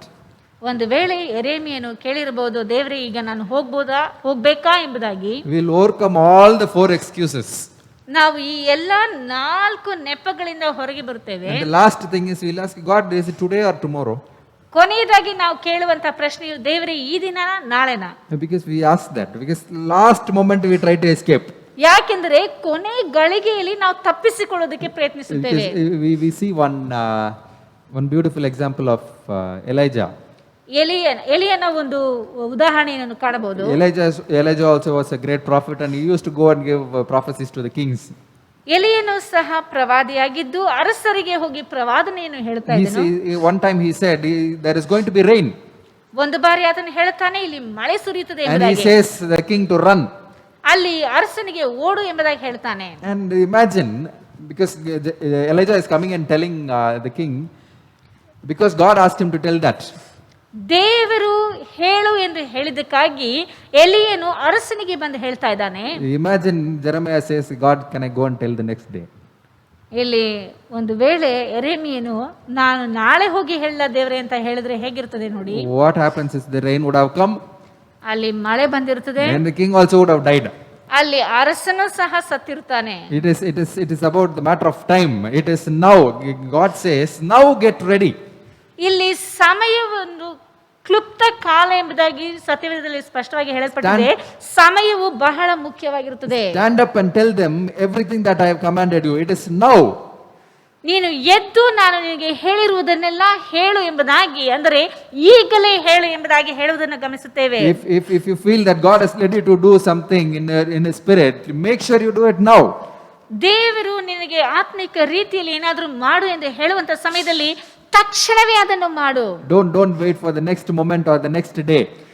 ಮರು ದಿನಕ್ಕಾಗಿ ಇಲ್ಲವೇ ಮರು ಕ್ಷಣಕ್ಕಾಗಿ ಎದುರು ನೋಡಬೇಡ. And that is what God expects. ಅದನ್ನೇ ದೇವರು ಬಯಸುತ್ತಾನೆ. And that is what God commands. ಅದನ್ನೇ ದೇವರು ನಮಗೆ ಆಜ್ಞೆಯಾಗಿ ಕೊಡ್ತಾನೆ. And we'll go to verse 17 and read verse 17. Jeremiah chapter 1 verse 17. 17ನೇ ವಾಕ್ಯದಲ್ಲಿ ನಾವು ಓದೋಣ. ಹೀಗಿರಲು ನೀನು ಎದ್ದು ನಡುಕಟ್ಟಿಕೊಂಡು ನಾನು ಆಜ್ಞಾಪಿಸುವುದನ್ನೆಲ್ಲ ಅವರಿಗೆ ಹೇಳು. ನೀನು ಅವರಿಗೆ ಕಂಗೆಡಬೇಡ, ಕಂಗೆಟ್ಟರೆ ನಾನು ನಿನ್ನನ್ನು ಅವರ ಮುಂದೆ ಕಂಗೆಡಿಸುವೆನು. In the last moment excuses also, God knows why we will give that. ಯಾಕೆ ನಾವು ಈ ಕೊನೆ ಗಳಿಗೆಯಲ್ಲಿಯೂ ಸಹ ನೆಪ ಹೇಳ್ತೀವಿ ಅಂತ ದೇವರಿಗೆ ಚೆನ್ನಾಗಿ ಗೊತ್ತು. And that's why he's giving you this promise. ಆದ್ದರಿಂದಲೇ ದೇವರು ಈ ವಾಗ್ದಾನವನ್ನು ಕೊಡ್ತಾನೆ. Do not be intimidated by them. ನೀನು ಅವರಿಗೆ ಕಂಗೆಡಬೇಡ, or I will cause you to cower before them. ಕಂಗೆಟ್ಟರೆ ನಾನು ನಿನ್ನನ್ನು ಅವರ ಮುಂದೆ ಕಂಗೆಡಿಸುವೆನು. And God says immediate obedience is required there at any cost. ಅಲ್ಲಿ ಏನೇ ಆಗ್ಲಿ ತಕ್ಷಣ ದೇವರಿಗೆ ವಿಧೇಯರಾಗಬೇಕೆಂಬುದಾಗಿ ದೇವರು ಹೇಳ್ತಾನೆ. He did not give Jeremiah a moment to think. ಅಲ್ಲಿ ಯೆರೆಮೀಯನಿಗೆ ಒಂದು ಕ್ಷಣವೂ ಸಹ ಕೊಡ್ಲಿಲ್ಲ ಯೋಚನೆ ಮಾಡೋದಕ್ಕೆ. Anything that he talks, he has an immediate answer. ಅವನು ಏನೇ ಮಾತಾಡಿದ್ರು, ಏನೇ ನೆಪ ಹೇಳಿದ್ರು, ದೇವ್ರ ಹತ್ರ ಅದಕ್ಕೆ ತಕ್ಷಣ ಉತ್ತರ ಉಂಟು. Any excuses he gave, God had an answer. ದೇವರ ಬಳಿಯಲ್ಲಿ ಏನೇ ನೆಪಗಳನ್ನು ಕೊಟ್ಟರು ಆತನಿಗೆ ಒಂದು ಉತ್ತರ ಉಂಟು. It's not only an answer, it is a promise. ಅದು ಉತ್ತರವು ಮಾತ್ರವಲ್ಲವೇ ವಾಗ್ದಾನವಾಗಿದೆ. And that promise made sure that Jeremiah did his job. ಆ ಒಂದು ವಾಗ್ದಾನದ ಮುಖಾಂತರವಾಗಿ ಯೆರೆಮೀಯನು ದೇವರು ಕೊಟ್ಟಂತ ಕೆಲಸವನ್ನು ಮಾಡಿ ಮುಗಿಸುತ್ತಾನೆ. And after these many years today, you and me are reading about him. ಆದ್ದರಿಂದಲೇ ಇಷ್ಟೊಂದು ವರ್ಷಗಳು ಕಳೆದ ನಂತರವೂ ಸಹ ಆತನನ್ನು ಕುರಿತಾಗಿ ನಾನು ನೀವು ಇದನ್ನು ಓದುತ್ತಾ ಇದ್ದೇವೆ. And today we are learning that we should never give excuses when God is calling you. ದೇವರು ನಮ್ಮನ್ನು ಕರೆಯುವಂತಹ ಸಮಯದಲ್ಲಿ ನಾವು ಯಾವುದೇ ನೆಪವನ್ನು ಕೊಡಬಾರದು ಎನ್ನುವುದನ್ನು ಕುರಿತಾಗಿ ಈಗ ನಾವು ಕಲಿತುಕೊಂಡಿದ್ದೇವೆ. In the beginning when I asked you when is the particular are you okay with the particular verse that God is calling you for, that we read in Mark chapter 16? ಮಾರ್ಕನ ಬರೆದ ಸುವಾರ್ತೆ 16ನೇ ಅಧ್ಯಾಯದಲ್ಲಿ ನಾವು ಓದಿದಂತ ಪ್ರಕಾರವಾಗಿ we all said yes. ನಾವೆಲ್ಲರೂ ಹೇಳಿದೆವು ಹೌದು ಎಂಬುದಾಗಿ. And go into the world and preach the gospel to every creature. This is the verse that we read in the beginning. ಅಲ್ಲಿ ಮೊಟ್ಟ ಮೊದಲನೇದಾಗಿ ನಾವು ಓದಿದ್ದು, ನೀವು ಲೋಕದೊಳಗೆ ಹೋಗಿ ದೇವರ ಸುವಾರ್ತೆಯನ್ನು ಸಾರಿರಿ ಎನ್ನುವಂತ ಮಾತು. Today I asked you yourself a question. ಈ ಒಂದು ಪ್ರಶ್ನೆಯನ್ನು ನಿಮ್ಮೊಂದಿಗೆ ನಾನು Are we ಕೇಳಿದೆನು. doing this? ನಾವು ಇದನ್ನು ಮಾಡ್ತಾ ಇದ್ದೇವಾ? Are we doing exactly what God has asked us to do, or are we giving excuses? ದೇವರು ನಮ್ಮನ್ನು ಏನು ಮಾಡಬೇಕೆಂಬುದಾಗಿ ಹೇಳಿದ್ದಾನೋ ಅದನ್ನು ಮಾಡ್ತಾ ಇದ್ದಾವ, ಇಲ್ಲವೇ ಕುಂಟು ನೆಪಗಳನ್ನು ಹೇಳ್ತಾ ಇದ್ದೇವಾ? If you are doing what God has asked you to do, praise God. ದೇವರು ಹೇಳಿದ್ದನ್ನು ನೀವು ಮಾಡ್ತಾ ಇರುವುದಾದ್ರೆ ದೇವರಿಗೆ ಸ್ತೋತ್ರ. Keep doing it. ನೀವು ಅದನ್ನು ಮಾಡ್ತಾ ಇರಿ, God will definitely bless you. ದೇವರು ನಿಶ್ಚಯವಾಗಿ ನಿಮ್ಮನ್ನು ಆಶೀರ್ವದಿಸುವನು. If you are not doing it, ನೀವು ಒಂದು ವೇಳೆ ಮಾಡದೇ ಇರುವುದಾದ್ರೆ please don't give excuses. ನೀವು ನೆಪಗಳನ್ನು ಹೇಳ್ತಾ ಇರಬೇಡಿ. Because God's promises are there which will definitely take you where you are supposed to go. ಯಾಕೆಂದರೆ ದೇವರ ವಾಗ್ದಾನವು ನೀವು ಎಲ್ಲಿಗೆ ಹೋಗಿ ಮುಟ್ಟಬೇಕೋ ಅಲ್ಲಿಗೆ ಕರೆದುಕೊಂಡು ನಿಮ್ಮನ್ನು ಹೋಗಿ ತಲುಪಿಸುವಂತದ್ದಾಗಿದೆ. Our God is not a God who will just leave you like that. ನಮ್ಮ ದೇವರು ನಿಮ್ಮನ್ನು ಹಾಗೆ ಅರ್ಧ ದಾರಿಯಲ್ಲಿ ಬಿಡುವಂತ ದೇವರಲ್ಲ. He will make sure that you are supposed to do the job. ನೀವು ಈ ಕೆಲಸವನ್ನು ಮಾಡಬೇಕೆಂಬುದಾಗಿ ಅದನ್ನು ಆತನು ಸ್ಪಷ್ಟೀಕರಿಸುವಂತದ್ದಾಗಿದ್ದಾನೆ. Jonah tried doing that. ಯೋನನು ಅದನ್ನು ಮಾಡಬೇಕೆಂಬುದಾಗಿದೆ. We all know that story. ನಿಮ್ಮೆಲ್ಲರಿಗೂ ಗೊತ್ತು. God did not leave him. ಆದ್ರೆ ದೇವರು ಆತನನ್ನು ಬಿಡಲಿಲ್ಲ. He put him inside a fish's stomach and he took where he was supposed to go. ಆತನನ್ನು ಮೀನಿನ ಹೊಟ್ಟೆಯೊಳಕ್ಕೆ ಹಾಕಿ ದೇವರು ಹೇಳಿದಂತ ಸ್ಥಳಕ್ಕೆ ಆತನು ಹೋಗುವಂತೆ ಮಾಡಿದನು. Because he also would have given the same excuses. ಯಾಕೆಂದ್ರೆ ಆತನು ಸಹ ಇದೇ ರೀತಿಯಾದಂತ ಅನೇಕ ನೆಪಗಳನ್ನು ಹೇಳಿರಬಹುದು. The reason why we are preaching this today here is we don't want to take like what Jonah had to go through. ಈ ಒಂದು ಸಮಯದಲ್ಲಿ ಯಾಕೆ ನಿಮಗೆ ಹೇಳ್ತಾ ಇದ್ದೇನೆ ಎಂದು ಹೇಳುವುದಾದ್ರೆ, ಯೋನನು ತನ್ನ ಜೀವಿತದಲ್ಲಿ ಹಾದು ಹೋದ ಮಾರ್ಗದಲ್ಲಿ ನಾವು ಹಾದು ಹೋಗಬೇಕಾಗುವಂತ ಅವಶ್ಯಕತೆ ಇರುವುದಿಲ್ಲ. We have to be like what Jeremiah was. ಯೆರೆಮೀಯನು ಯಾವ ರೀತಿಯಾಗಿದ್ದನೋ ಆ ರೀತಿಯಾಗಿ ನಾವು ಸಹ ಕಂಡು ಬರಬೇಕು. Today till now he is one of the greatest prophets in the world ever had. ಈ ದಿನದವರೆಗೂ ಈ ಪ್ರಪಂಚದಲ್ಲಿಯೇ ಇದುವರೆಗೂ ಕಾಣದಂತ ಒಂದು ಪ್ರವಾದಿಯಾಗಿ ಯೆರೆಮೀಯನು ಕಾಣಲ್ಪಡ್ತಾ ಇದ್ದಾನೆ. That was the promise that God gave Jeremiah. ಈ ರೀತಿಯಾದಂತ ವಾಗ್ದಾನವೇ ದೇವರು ಯೆರೆಮೀಯನಿಗೆ ಕೊಟ್ಟನು. He said he's been chosen to be the prophets of nations. ಆತನು ಜನಾಂಗಗಳಿಗೆ ಪ್ರವಾದಿಯನ್ನಾಗಿ ಆರಿಸಿಕೊಂಡಂತವನಾಗಿದ್ದಾನೆ. Till today his prophecies are being spoken in the world. ಈ ದಿನದಲ್ಲಿಯೂ ಆತನ ವಾಗ್ದಾನಗಳು ಮಾತಾಡಲ್ಪಡ್ತಾ ಇದೆ. That is how God has chosen you and me. ಅದೇ ರೀತಿಯಲ್ಲಿಯೇ ದೇವರು ನಿಮ್ಮನ್ನು ನಮ್ಮನ್ನು ಆರಿಸಿಕೊಂಡಿದ್ದಾನೆ. As we close, you make sure that you take an oath today. ಈ ಒಂದು ಸಂದೇಶದ ಮುಕ್ತಾಯದಲ್ಲಿ ನೀವು ಸಹ ನಿಮ್ಮ ಜೀವಿತದಲ್ಲಿ ಒಂದು ಒಪ್ಪಂದವನ್ನು ಮಾಡಿಕೊಳ್ಳಿ. Because we believe that God has chosen us. ನೀವು ದೇವರು ನಮ್ಮನ್ನು ಆರಿಸಿಕೊಂಡಿದ್ದಾನೆ ಎಂಬುದಾಗಿ ನಂಬಬೇಕು. It's a matter of what we do with the calling that God has given us. ದೇವರು ನಮಗೆ ಕೊಟ್ಟಿರುವಂತ ಈ ಕರೆಯುವಿಕೆಯಲ್ಲಿ ಏನು ಮಾಡಬೇಕೆನ್ನುವಂಥದ್ದು ಮುಖ್ಯವಾಗಿ We ಕಾಣப்படுತ್ತದೆ. all have the promises that God has given us. ದೇವರು ನಮಗೆ ಕೊಟ್ಟಿರುವಂತ ಎಲ್ಲಾ ವಾಗ್ದಾನಗಳು ನಮಗೆ ಉಂಟು. It is just that we have to acquire and experience what God has promised us. ದೇವರು ನಮಗೆ ಕೊಟ್ಟಿರುವಂತ ವಾಗ್ದಾನವನ್ನು ಅದನ್ನು ಪಡೆದುಕೊಂಡು ಅದನ್ನು ಅನುಭವಿಸುವಂತದ್ದು ನಮ್ಮ ಕೆಲಸವಾಗಿ And there ಕಾಣಲ್ಪಡುತ್ತದೆ. is nothing like it. ಆ ರೀತಿಯಾಗಿ ಯಾವುದು ಕಂಡು ಬರುವುದಿಲ್ಲ. Even when you are going through the valley of death, ನೀವು ಕಾರ್ಗತ್ತಲಿನ ಕಣಿವೆಯಲ್ಲಿ ಹಾದು ಹೋದ್ರು he says he will fear no evil. ಆತನಿಗೆ ಯಾವುದನ್ನು ಕುರಿತು ಅಂಜುವಂತ ಅವಶ್ಯಕತೆ ಇರುವುದಿಲ್ಲ. This is what King David said. ಅದನ್ನೇ ಅರಸನಾದಂತ ದಾವೀದನು ಹೇಳ್ತಾನೆ. And that is the same for us. ಅದು ಆ ವಾಕ್ಯವು ನಮಗೂ ಸಹ ವಾಗ್ದಾನವಾಗಿದೆ. Sometimes a lot of worldly things will cover us. ಕೆಲವು ವೇಳೆಗಳಲ್ಲಿ ಲೌಕಿಕವಾಗಿ ಅನೇಕ ಕಾರ್ಯಗಳು ನಮ್ಮನ್ನು ಮುಚ್ಚಿಕೊಳ್ಳಬಹುದು. The calling of God is covered by our worldly priorities. ದೇವರ ಕರೆಯುವಿಕೆಯನ್ನು ನಮ್ಮ ಲೌಕಿಕವಾದಂತ ಪ್ರಾಮುಖ್ಯತೆಗಳು ಅದನ್ನು ಮುಚ್ಚಿಕೊಳ್ಳುವಂತದಾಗಿ ಕಾಣಲ್ಪಡುತ್ತದೆ. That is why the excuses overtake. ಆದ್ದರಿಂದಲೇ ನೆಪಗಳು ಅದನ್ನು ಮೀರಿ ಬರುವಂತದ್ದಾಗಿರುತ್ತದೆ. And you make sure you go and read this chapter again. ಈ ಒಂದು ಯೆರೆಮೀಯನ ಪ್ರವಾದನ ಗ್ರಂಥದ ಮೊದಲನೇ ಅಧ್ಯಾಯವನ್ನು ಮನೆಗೆ ಹೋಗಿ ಮತ್ತೆ ನೀವು ಓದಿ ನೋಡಿ. You will start understanding what kind of promises God has for us. ದೇವರು ನಮಗೋಸ್ಕರ ಇಟ್ಟಿರುವಂತ ವಾಗ್ದಾನಗಳು ಎಂಥವು ಎಂಬುದಾಗಿ ನಿಮಗೆ ಅರ್ಥವಾಗುತ್ತದೆ. And I'm sure that you all will be blessed by the same. ಈ ಒಂದು ವಾಕ್ಯಗಳಿಂದ ವಾಗ್ದಾನಗಳಿಂದ ನೀವು ದೇವರಿಂದ ಆಶೀರ್ವಾದವನ್ನು ಹೊಂದುವಿರಿ ಎಂಬುದಾಗಿ ನಾನು ನಂಬುತ್ತೇನೆ. God bless you all. Hallelujah. Hallelujah. Now we listen to the beautiful sermon. ಒಂದು ಸುಂದರವಾದಂತ ದೇವರ ಸಂದೇಶವನ್ನು ಕೇಳಿಸಿಕೊಂಡೆವು. ஒரு கல்யாணத்துக்கு கூட ஆண்டவர் ಅನೇಕ ಜನರ ಕೂಟಾರ. ದೇವರು ಮದುವೆಗೂ ಸಹ ಅನೇಕ ಜನರನ್ನು ಕರೆದನು. எல்லாரும் எக்ஸ்கியூஸ் சொன்னாங்க. ಎಲ್ಲರೂ ಒಂದೊಂದು ನೆಪ ಹೇಳಿದ್ರು. ஒருத்தனை கல்யாணம் பண்ணி 30 கல்யாணம் பண்ணிக்கிறான்ட்டான், இன்னொருத்தன் சொன்னா 30 மாடு வாங்குறேன்னு சொல்லி நிற்கிறான். ಒಬ್ಬ ಈಗ ತಾನೇ ಮದುವೆ ಮಾಡ್ಕೊಂಡಿದ್ದೀನಿ ಅಂತ ಹೇಳ್ತಾನೆ, ಇನ್ನೊಬ್ಬ ಈಗ ತಾನೇ ಹಸು ಕರ್ಕೊಂಡು ಬರ್ಬೇಕು ಅಂತ ಹೇಳ್ತಾನೆ. നമ്മുടെ வாழ்க்கையில கூட அதே தான். We are all giving excuses to God. ನಮ್ಮ ಜೀವಿತದಲ್ಲಿ ಇದೇ ರೀತಿಯಾಗಿ ನಾವೆಲ್ಲರೂ ದೇವರಿಗೆ ಕುಂಟು ನೆಪಗಳನ್ನು ಹೇಳ್ತಾ ಇರ್ತೇವೆ. சாக்கு போக்கு சொல்லாமல் சடுதியாய் ஓடி வந்து, சாக்கு போக்கு சொல்லாமல் சடுதியாய் ஓடி வந்து, காக்கும் கரங்களின் கீழ் கண்டடைவாய் ரட்சிப்பை, காக்கும் கரங்களின் கீழ் கண்டடைவாய் ரட்சிப்பை.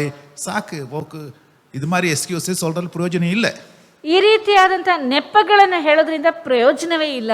The day will come that we cannot say any more excuses. ಯಾವುದೇ ಒಂದು ನೆಪಗಳನ್ನು ಹೇಳುವುದಕ್ಕೆ ಸಾಧ್ಯವಾಗದೇ ಇರುವಂತ ಒಂದು ದಿನವು ಬರ್ತದೆ. So better when God advises to do certain things, do it right now. That's the time. ದೇವರು ನಿನಗೆ ಯಾವುದಾದ್ರೂ ಒಂದು ಕೆಲಸವನ್ನು ಮಾಡಬೇಕು ಎಂದು ಹೇಳುವುದಾದರೆ ಅದೇ ಸಮಯದಲ್ಲಿ ತಕ್ಷಣ ನೀನು ಮಾಡು, ಯಾಕೆಂದ್ರೆ ಅದು ತಕ್ಕ ಸಮಯವಾಗಿರುತ್ತದೆ. ರಿಟೈರ್ ಆಯ್ತು பிறகு ಒಂದು ಆಂಡ್ರ ಉಳಿತ பண்றேன். ನಾನು ನಿವೃತ್ತಿಯಾದ ಮೇಲೆ ಬಂದು ದೇವರ ಸೇವೆ ಮಾಡ್ತೀನಿ. ರಿಟೈರ್ ಆವಾಮ ನಾವು போயிட்டோம்னா என்ன ஆயிடுவோம் நம்ம யோசிச்சு. ನಾವು ನಿವೃತ್ತಿ ಆಗದೇನೆ ಹೋಗ್ಬಿಟ್ರೆ ಏನಾಗ್ತದೆ ಯೋಚನೆ ಮಾಡಿ ನೋಡಿ. சிரிக்காதீங்கப்பா, நிறைய பேர் இப்போ கொரோனால எங்க வயசுலயே புட்டுன்னு போயிடுறான். ಅನೇಕ ನಗಬೇಡಿ, ಯಾಕಂದ್ರೆ ಅನೇಕರು ತಮ್ಮ ಅರ್ಧ ವಯಸ್ಸಿನಲ್ಲಿ ಪ್ರಾಯದಲ್ಲಿ ಹೋಗುವಂತ ಮಾತುಗಳನ್ನು ಕೇಳಿಸಿಕೊಂಡಿದ್ದೇವೆ. When you have time, God has given you time and says, do it, do it. ನಿನಗೆ ಸಮಯವು ಇರುವಾಗ ದೇವರು ನೀನು ಇದನ್ನು ಮಾಡು ಎಂದು ಹೇಳುವಾಗ ತಕ್ಷಣ ಅದನ್ನು ಮಾಡು. லோத்துனுடைய வாழ்க்கையில் என்ன நடந்தது பாத்தீங்களா? ಲೋಟನ ಜೀವಿತದಲ್ಲಿ ಏನು ನಡೆಯಿತು ಗೊತ್ತಾ? God is hurrying, go go go go ன்னு அவனை பாட்டுக்கு என்ன பண்ணுகிறான், வைஃப் புள்ளிங்க அவங்க இவங்க. அதுக்கப்புறம் பாருங்க, the grace of God was so much, he pulled the hands of the family members, each one, and carried them.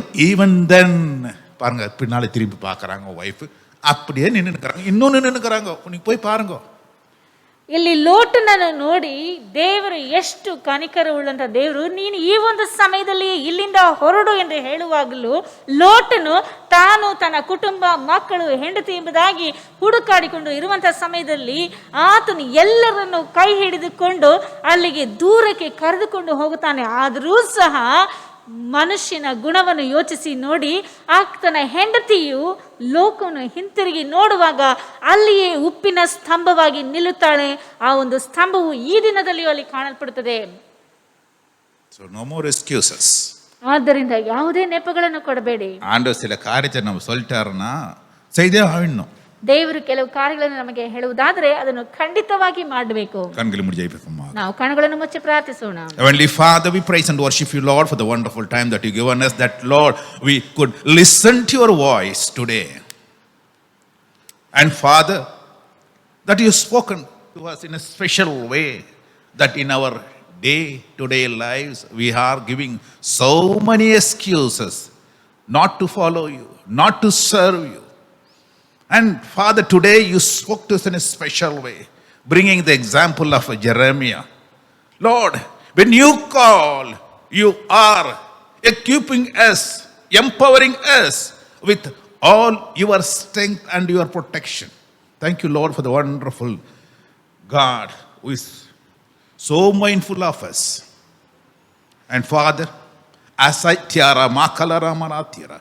I pray, whatever the excuses we have been giving so long, help us, Lord, to get rid of all those things and follow your word and instructions in our lives.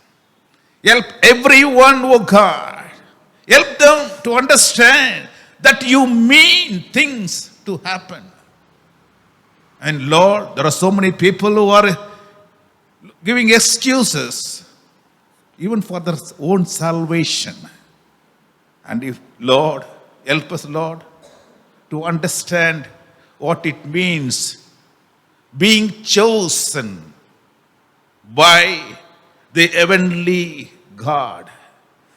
Being a chosen people. Help us to understand the value of it.